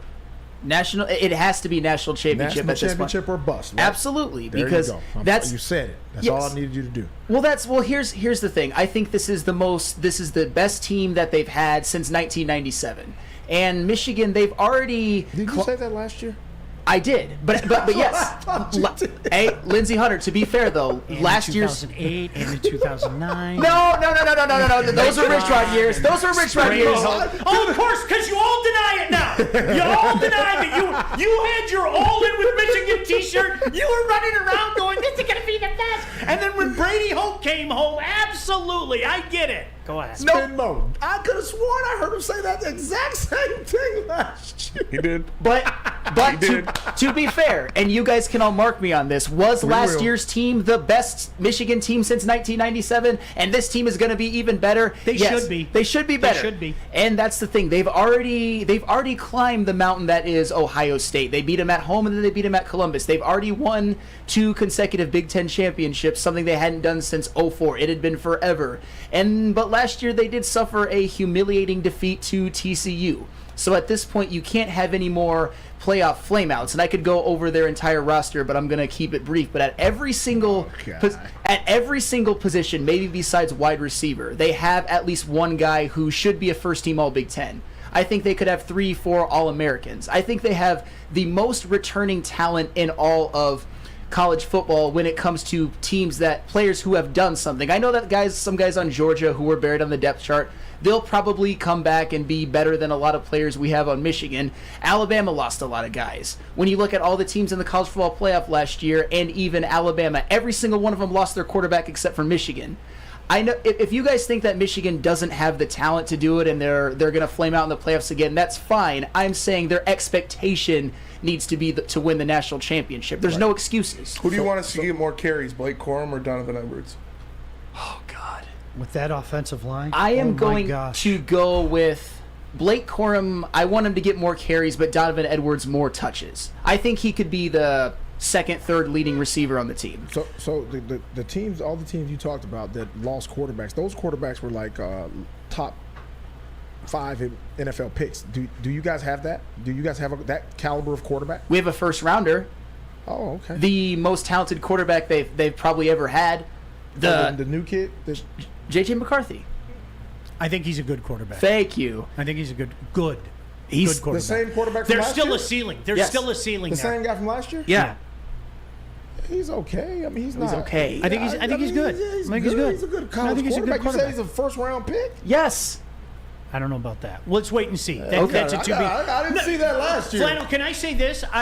For me, as a non-fan, I think that Michigan's next step should be to get to the championship game, and they are still the class in the Big Ten. I don't think there's any debate about that. One thing that I will warn people, and Lindsey just hit on this, okay? One of the funniest things that I hear people say, and Spence, you and I went through this whole routine, okay, back in 2013. One of the funniest things that I hear people say is this team lost that quarterback, this team lost that quarterback. You are talking about programs that are machines. Yes. Okay? I mean, they are machines. Look, I tell you, I think Georgia's head and shoulders above anybody else this year. I really think we're going to see a three-peat for the first time in college football. I'm serious. I think they're. But I expect Michigan to be in the title game. Sure. I think they're that good. I really do. But Spencer, this is the one thing that I would remind people, and I am not trolling. I'm using a factual statement when I say this. You and I lived through arguably one of the most dominant Big Ten champions ever in 2013. And if people don't believe me, look it up. How many Big Ten champions beat everybody in conference by double digits? Yeah. That's what the 2013 Spartans did. And you know what a lot of people mistakenly did going into 2014? And this goes back to your point, Lindsey. Ohio State is vanquished. Yeah. Don't worry about Ohio State. Yeah, okay. They have a questionable defense. They have a new quarterback. Do you remember how that worked out? Ohio State won a national championship. Won a national championship, man. Playing 3 different quarterbacks that year. I mean, they won a national championship. And it wasn't a bad year for State. No. You know, it culminated with the Cotton Bowl win and beating Baylor in a top 5 finish and everything. Now, I'm not saying that this is going to happen. Look, Michigan is the team to beat. You are lying to yourself. You are being a Spartan slappy. You're a Buckeye slappy. You're a Michigan hater if you can't acknowledge right now that Michigan is the team to beat. However, I've seen this too many times. Lindsey, you brought reference to it. When I hear people say things like, well, they got a new quarterback, and the kid's a stud. It's like, SEC, knock it man. off. It's SEC. It's different down there. You know it. No, and I'm not saying. Here's the thing. My rationale. It wouldn't shock me at all if Georgia's new quarterback Carson Beck is even better and more talented than Stetson Bennett, for example. My thing is at this point, J.J. McCarthy, I think, is more of a known. There are no excuses. Michigan can't play that game when you have a returning quarterback who I think is the best quarterback they've had since Jim Harbaugh. I think. To be fair, Michigan hasn't had a ton. They've had a lot of good college quarterbacks, but they haven't had a first-round draft pick since Jim Harbaugh, and they haven't had a Heisman finalist since Jim Harbaugh. I think JJ can break the mold on both of them, and if I believe that, I'm saying that Michigan is a national championship team, and I really think that. And if they don't win it, it's a huge, massive failure. Well, I think everybody. Whoa. Massive failure? If they don't win a national championship? This is the year to do it. this has to be the year to do it. I mean, the schedule lines up, the roster lines up, the returning players lines up, the transfer portal lines up. This is the first year I can remember in maybe since 2011 where Michigan is going into the season as the clear favorites to beat Ohio State. They're expected to do it. And that's kind of the monkey that was always on Michigan's back for a very, very long time. That plays a role into it. The schedule, the talent. They're going to make the college football playoff, and they can't flame out again. They gotta win the national championship. I don't want another one and done like last year. It was it just left such a bitter taste in my mouth. I'm going to say something to you. TCU. I'm going to say something to you that people have gotten mad at me over the years so many times. But Flannel, I think you're doing it to yourself, and this goes for the Big Ten as a whole, with the exception of the 2014 Ohio State Buckeyes. You aren't paying attention if you can't see how far and ahead the SEC is ahead of everybody else. Let him do it to himself. You aren't paying attention. I've been warning him. You aren't paying attention. It's different down in the SEC, man. And before people start yelling at me, I said the exact same thing to these guys. Yeah. You're out your mind. I don't know what that. Well, it would have been great if we would have been able to play Auburn or Florida State in 20. No, it wouldn't have. Nope. I don't want any of that smoke, man. Thanks anyway. Somebody said, when's the last time MSU was top 10? It was a couple years ago. They're far from it now, but I just thought I'd throw it out there. Listen, Michigan's the measuring stick. Make no mistake about it. They are the best. Listen what Mason Leach says. Mason Leach said, but you look at the quarterback rooms at Alabama, they had Tua, Hurts, Mac Jones, and Bryce Young. Mm-hmm. Okay, but are they at Alabama this year? None of them are at Alabama this year. That's not the point. The point is, they always have a deep quarterback room. So the next guy is probably maybe a little better than the guy that just left. I don't know about that. I'll tell you what, during that Texas A&M game, Jalen Milroe looked pretty damn mid. I would say worse than mid. I don't know if he's going to be the starter. I know they have a transfer coming in, but still. I'm not just going to play this role that, oh my goodness, Michigan will never beat the SEC. I understand that the evidence shows that they've struggled in those situations, but I'm not just going to give up that easy. I mean, Ohio State did it in 2014. I respect that. All right. Absolutely. No, I respect that. I think that's, I mean, I'll believe it when I see it. That's fair. Yeah, I mean, that's part of fandom. You're damn right we can win the Big Ten. And yeah, you should want more than that. I don't have a problem with that. No, that's fair. And I think you're nuts. In 2014, Ohio State had to blow out Alabama in order to make it to the national championship game. So at some point, you got to go through them. Yeah, and Ohio State had 1, 2, 3, 4, 5, 6, 7, 8, 9, 10, 11, 12, 13, 14, 15, 16, 17, 18, 19, 20, 21, 22, 23, 24, 25. Wow. 6, 7, 28, 29, 30, 32 NFL players on that roster. I think this Michigan roster can have between 25 to 30. I really do. Okay. I think your whole offensive line is. Honestly, I think both your running backs in the backfield are. Sure. Let's see what happens with JJ. I don't think he's there yet. 32. I mean, I'm not minimalizing that. That's amazing. No, I'm serious. Yeah. Michigan's that good up front. I think literally all 5 of those guys are NFL guys, and you probably have 2 running backs in your backfield as well. Yeah, Will Johnson, Junior. I mean, I could go on and on. I don't want to bore the audience, but I think Michigan does have. They're going to have at least 20 to 25. I know that's not 32, but they've got an impressive roster. Yeah, we are so late over the break, so I'm going to go ahead and apologize right now.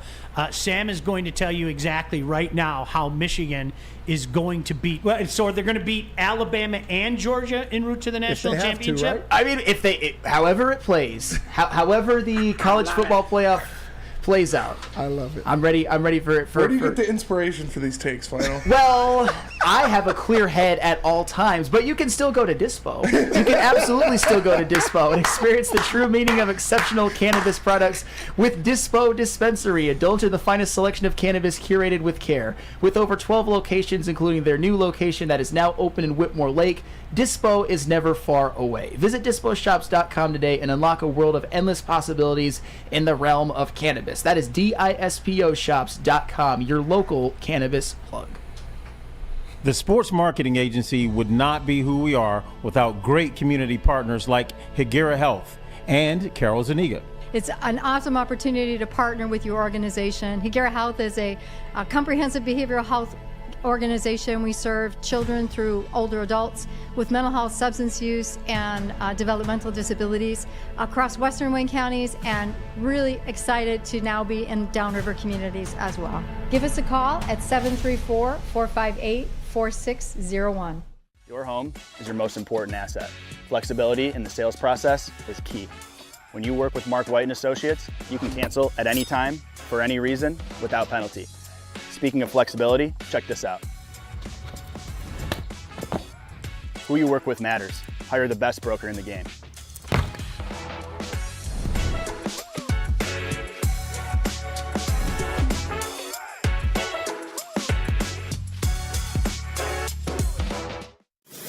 We aren't quite sure if they consume more beer or sports. Either way, the heavyweights are here. Live on Woodward Sports, daily 5 to 7 p.m. Flannel, I love you. I'm serious. I'm serious. You know what? Can I, and Lindsay, you tell me if you agree. Flannel is a guy that speaks with his heart. He is all emotion. He doesn't take a second to, like, stop and, like, boy, what I'm saying right now is really dumb. He doesn't, no, hear me at Flannel. Hear me out. But he has, and you're right. He doesn't. He's an emotional thing. He's an emotional talker. And, as a man, we're taught not to speak with our emotions, but with logic. It takes many years to do that. Yes, it takes a long Especially time. when you're dealing with your kids. You're going to get... You rotten son of a... Okay, so Flannel. And you walk back from this, okay? You said the season will be a failure if you don't win the national championship. In fairness to you, you walk back from that, right? You did walk back from that, right? No, I can't say that. Oh. Yeah, Here I thought we were making progress. No, I'm not making progress. I like that. See, put it all on the line. That's all I'm asking the Lions fans all to jokes do. at Flannel. Let me put it to you this way: if you go win 3 straight Big Ten titles, winning the conference championship is never a failure. I'm sorry. It's never a failure. I can't ever look at a season. Now, if you're one of those fraud, like a team from the West goes 7. You remember the one year Wisconsin won in 2012, I think, right? Mm-hmm. They were like 7-5, and they beat Nebraska like 70-14 or whatever the hell it was. Hey, we're Big Ten champions at 8-5. Yeah.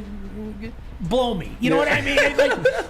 But if you go 13-1 and you win the Big Ten championship and you win the Big Ten championship game, which quite frankly I think you're going to again. For sure. I don't know how you could ever call that a failure. But Sean, I think the only way to be on the level with those SEC teams is to think national chip or nothing. Because that's what Alabama thinks. That's what Auburn thinks. That's what all the SEC top-tier teams think. It's either a national championship or bust. Truth. So if you want to be in that party, you got to think like those guys, right? Yeah, I mean, expectations change. If you would have told me after the 2020 COVID disaster season where they went 2-4 and lost to Michigan State when they were favored by 20-some points, and you would have told me that Michigan would win 3 consecutive Big Ten championships, I would have taken that 100 times out of 100. But at some point... That's a fair statement. Yes, but at some point, your expectations also have to change. I agree with you. I mean, and I know somebody's going to go,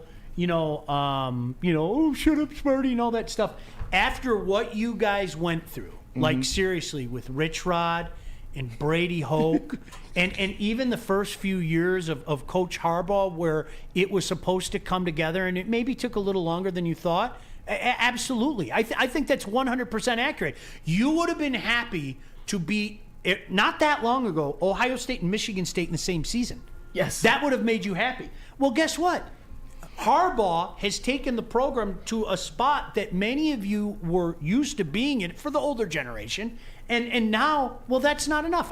That's fair. I don't know how somebody could argue with that. That's fair. Yeah, I'm just saying that expectations change at some point with success. I mean, I know some people in the chat are going to agree with me on this, but that TCU loss was just so devastating and so unacceptable that I never want to experience that kind of playoff failure again. And just another angle really quick. If you would have told me when Jim Harbaugh was fired that he would never once win a national championship with Michigan, I would have, I don't know if I would have taken that.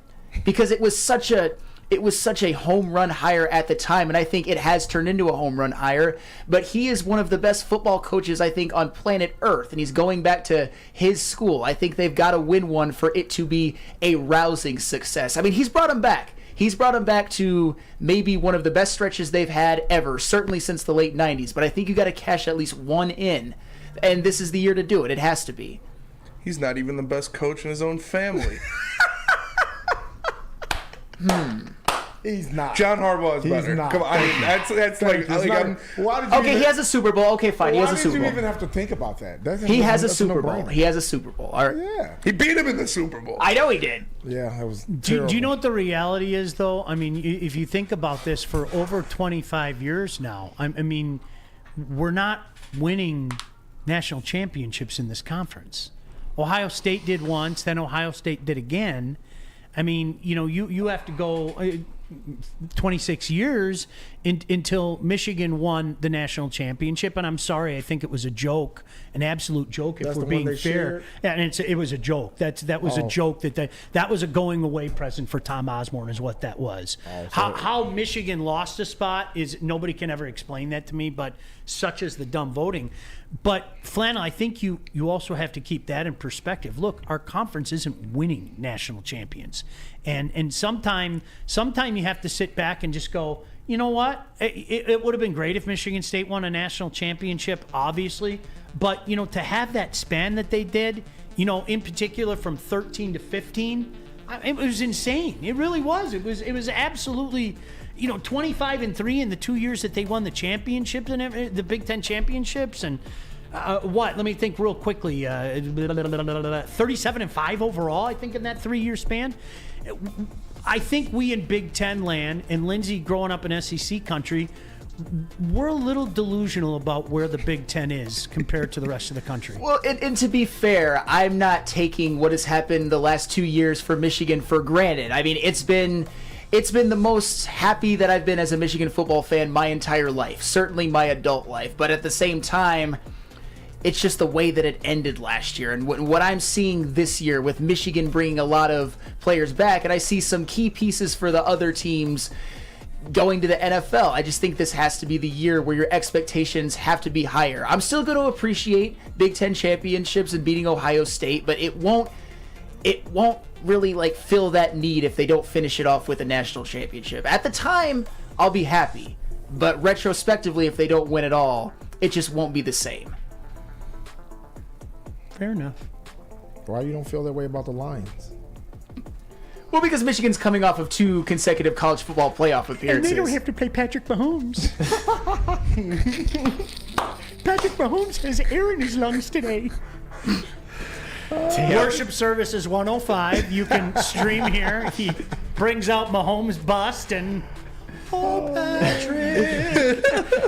Well, if you're hungry after listening to Sam Flannel talk about his Michigan hopes and dreams, you can just go to Big Boy to get your fix, because Strawberry Fest is back at Big Boy. You can try the classic breakfast items like some strawberry hotcakes or mouth-watering red velvet waffle. If you're not feeling breakfast, try the strawberry bacon chicken wrap or cool off with the refreshing summer splash salad. And don't forget to grab dessert, including the berry delicious classic strawberry pie, deep fried vanilla Oreos, strawberry hot fudge cake, and more at Big Boy.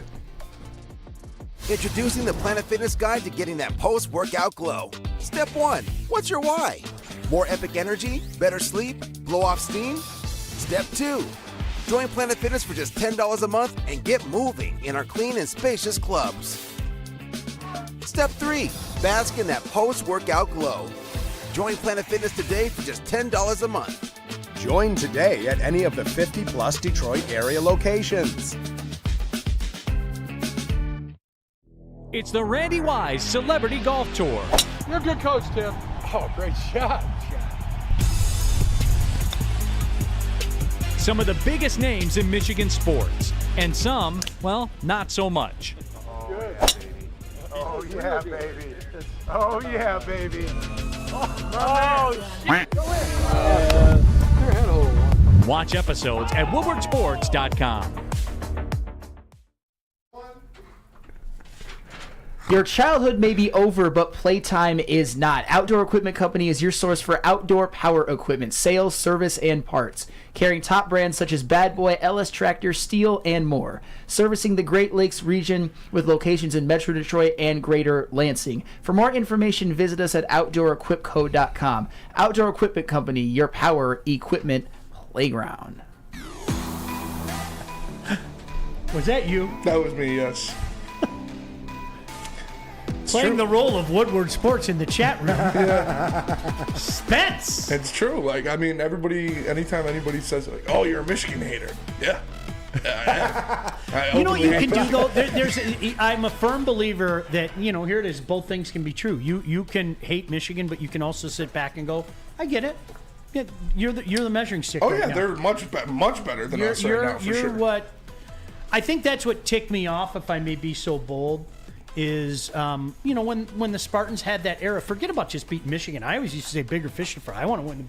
I want to beat Ohio State. I want to win the conference. Right. People they're lucky.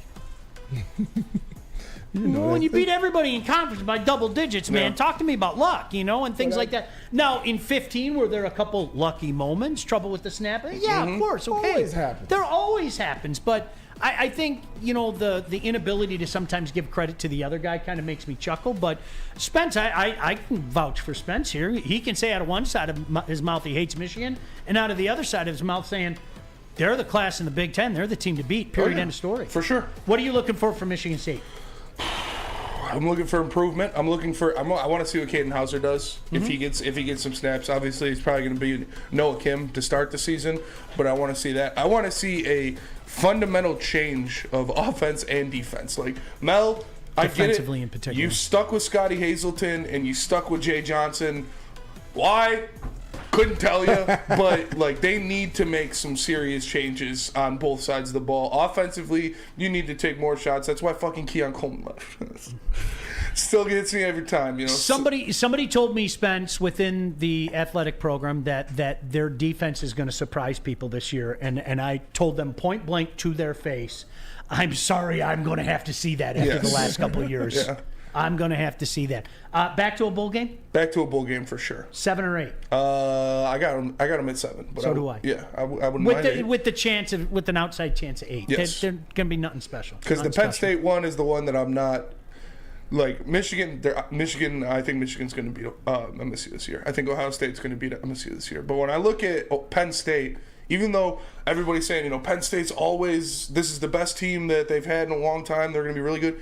MSU always plays Penn State so tough that I'll never just write that in as a loss. Yeah. It's so funny. Boy, people don't learn. Mark, I don't know how old you are. He said, but Sparty doesn't talk trash anymore because they won't win another Big Ten championship. Oh, wow. Mark, I'm 53 years old. I've heard that bullshit from your fan base my whole life. Mm-hmm. Like, dude, I don't know. My guess is you're a young man. I remember hearing that stuff in the mid-zeros and into the teens. And come on, man. When you make those grandiose statements like that, I remember, listen, I'm old enough to remember, Lindsey, nobody but Ohio State or Michigan will ever win the Big Ten. It's the Big 2 and Little 8. Man, it doesn't work that way. I don't know what to tell you. It just doesn't work that way. Lindsey, what do you think? You can look at this as an outside. We're all giving Michigan a lot of love. I think they deserve it. Are we overrating Michigan a little bit? I don't think we're overrating them. The only problem I have, because I have a lot of friends that are Michigan slappies, and they just get on my damn nerves. That's the only thing that bothers me. That's why I talk so much crap about them. Yeah. I want to see both teams do well, but I just can't be obvious with it because then they'll look at me and go, yeah, you're jumping on the bandwagon. See what color shirt he's wearing? I mean, that's the game we play around here. Everybody gets so anal about it. So I can't let them know that, that I want you guys to do well. I do. But they talk so much shit, it bothers the hell out of me. Yeah. Before the TCU game, dude, I had to answer phone calls all day. Yeah, we're winning the national championship. We're gonna run through TCU. This is easy. I'm like, oh, okay, well, hey, you feel that way. And when they start getting beat and I start calling everybody back, nobody wants to answer the phones. I got to laugh at this. Chris Ogdale, and I know your dad. I think you know this. Chris said, how can a Spartan fan say that after all the Tuck coming stuff, which, by the way, was silly? Wait until the recruits hear trash talk. So is it or is it not acceptable to change your narrative every year? Chris, ask your dad. Do you know how many arguments I had with your dad about Brady Hoke's recruits in 2011 and 2012 and 2013?